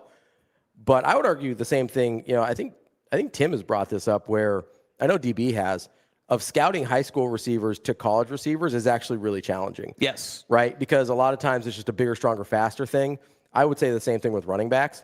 Because a lot of times it's just, hey, I'm just bigger, stronger, more athletic than everybody else I'm playing against. Mm-hmm. I can't tell if you can't tell if they actually know how to run a route or they know how to get in and out of a break. You also don't know how much, exactly what you're saying, but you don't know how much that they cheated, right, to basically get to positions that they were because they were, quicker out of a cut than somebody else. Yeah. That they didn't have to be precise. They didn't have to have these accurate steps. That they were just like, listen, this route, the way I've run it has always gotten me open. I don't need to change it. And then they go to college and it's, my 6-yard slant doesn't work the same way it did when I was at, Palmyra. It didn't work the same way. There's a handful of schools or classes of schools in the country that at some point you're just not putting up huge numbers against some kid that's worried about pre-algebra. You know what I mean? There's just that's the fact of high school football. Mm-hmm. That's not to say those kids aren't good high school football players, but when you're going up against a guy that's the size of some of your D linemen and he is faster than you also in playing wide receiver, it's like, well, this probably isn't going to go my way. And it makes it for it was the problem with, it's literally the exact same problem people had evaluating Zion Williamson in high school. You're like, none of these guys are even going to play NAI football or NAI basketball. I don't know what to do here. Yeah, it was also somewhat the problem too on a different aspect, and we can use even a last year example. I thought Marion Jackson was completely overlooked a couple of different times. I thought he was one of the best receivers that you could get kind of in the area, not only just this state but also in the region. Yeah. But I think a lot of people pointed all of their targets to everybody else that was on that Millard South offense, namely Jet Tamala, and being like, I mean, there was also some injury stuff that happened, Hill, really good all that back. other stuff, but I thought Marion Jackson was fantastic. I thought he was great, and I think Penn State got a steal in him. Agreed. And I only getting the Iowa State attention and all that other stuff. Whoever he was going to, I felt like was going to be a steal. But did he get discredited because of they had to solo this guy and the kid that he's playing against, and Jet Tamal always put it in the right spot, and all the other, that could be realistic too. Yeah, absolutely. And I think it's a really interesting dynamic, though, when you kind of scale that from high school all the way to the NFL with what we're talking about in terms of guys getting paid versus running backs getting paid. I don't know, man. I've been on this train for a couple years now. I feel like overpaying receivers that are not absolute game changers, which I think there's only a handful. Who are your game changers? Who are your Ravi star game changers? I mean, JSN. Yep. Is absolutely. You put Puka in there? See, he's a tough one because I don't know if you put Puka somewhere else that he does what he can do. Yeah, it's almost a Drake London, right? You kind of put him in the same way. I mean, so I look at Puka as sort of the wide receiver version of Brock Purdy. I have no idea what to do with him outside of the situation he's currently in. I think they're both really good. I agree. I have no idea what to do with them outside of their current situation. Yeah, it's Draymond Green. Yeah, sure. You're just like, I don't want him. No, I mean, I have a pretty good idea what would happen with Draymond Green anywhere else. Some ball bags. That's what you think of Draymond Green. Just swiping ball bags. I think Jamar Chase. I think Justin Jefferson. Do you put A.J. Brown in there still? I don't know about A.J. I probably do put Amon-Ra St. Brown as a guy you can pay and be okay in terms of that category. CeeDee Lamb's a little boomer bust for me. He does. He has the big play potential, and when he takes over a game, it's incredible. Yes, and I loved him at Oklahoma. But like also, I thought to be that's Oklahoma, right? CeeDee Lamb. Yeah, he's Oklahoma. Okay. Yeah. To be considered too, George Pickens did a lot of the heavy lifting last year too. Yeah. No, he benefited from that for sure. But there's not very many guys, and I'll be honest with you, I'm not sure I'd pay any wide receiver $40 million. Like that to me is just insane. What I can get for like a running back and then like a guard center guard for $50 million is ridiculous. Yeah, right? I'd agree. I think if you put more of your money, almost like the Lions try to do, but then they don't build out the depth necessarily. Yeah. They always say like, oh, build inside out, inside out. They've got the running back they paid pretty well. They want to put money towards their offensive line. They do have it at least guard, but then their tackles decay. Their center sometimes gets a little too old. All that sort of stuff, right? Yeah. But if you go with that model, in all forms of football, it seems like you win a little bit more. I mean, you know. But what do we know? What do I know? I'm just a guy with a microphone. I mean, maybe. Hey, Shane, what do you think about Fernando Mendoza? I mean, maybe. That's awesome. Would you rather have Haynes King or Fernando Mendoza? I would just use it as a guide, like I play in the music bed there. Just use it as a guide, not a suggestion. All right. Well, I guess Shane's done working today. Thank you, Shane. It's been a long week for Shane as well. Listen, just a guide, not a suggestion. That is Austin. I'm Ravi. It's Hurrdat Sports Live. We'll be back on Monday with more. See you. Have a good day. Love you.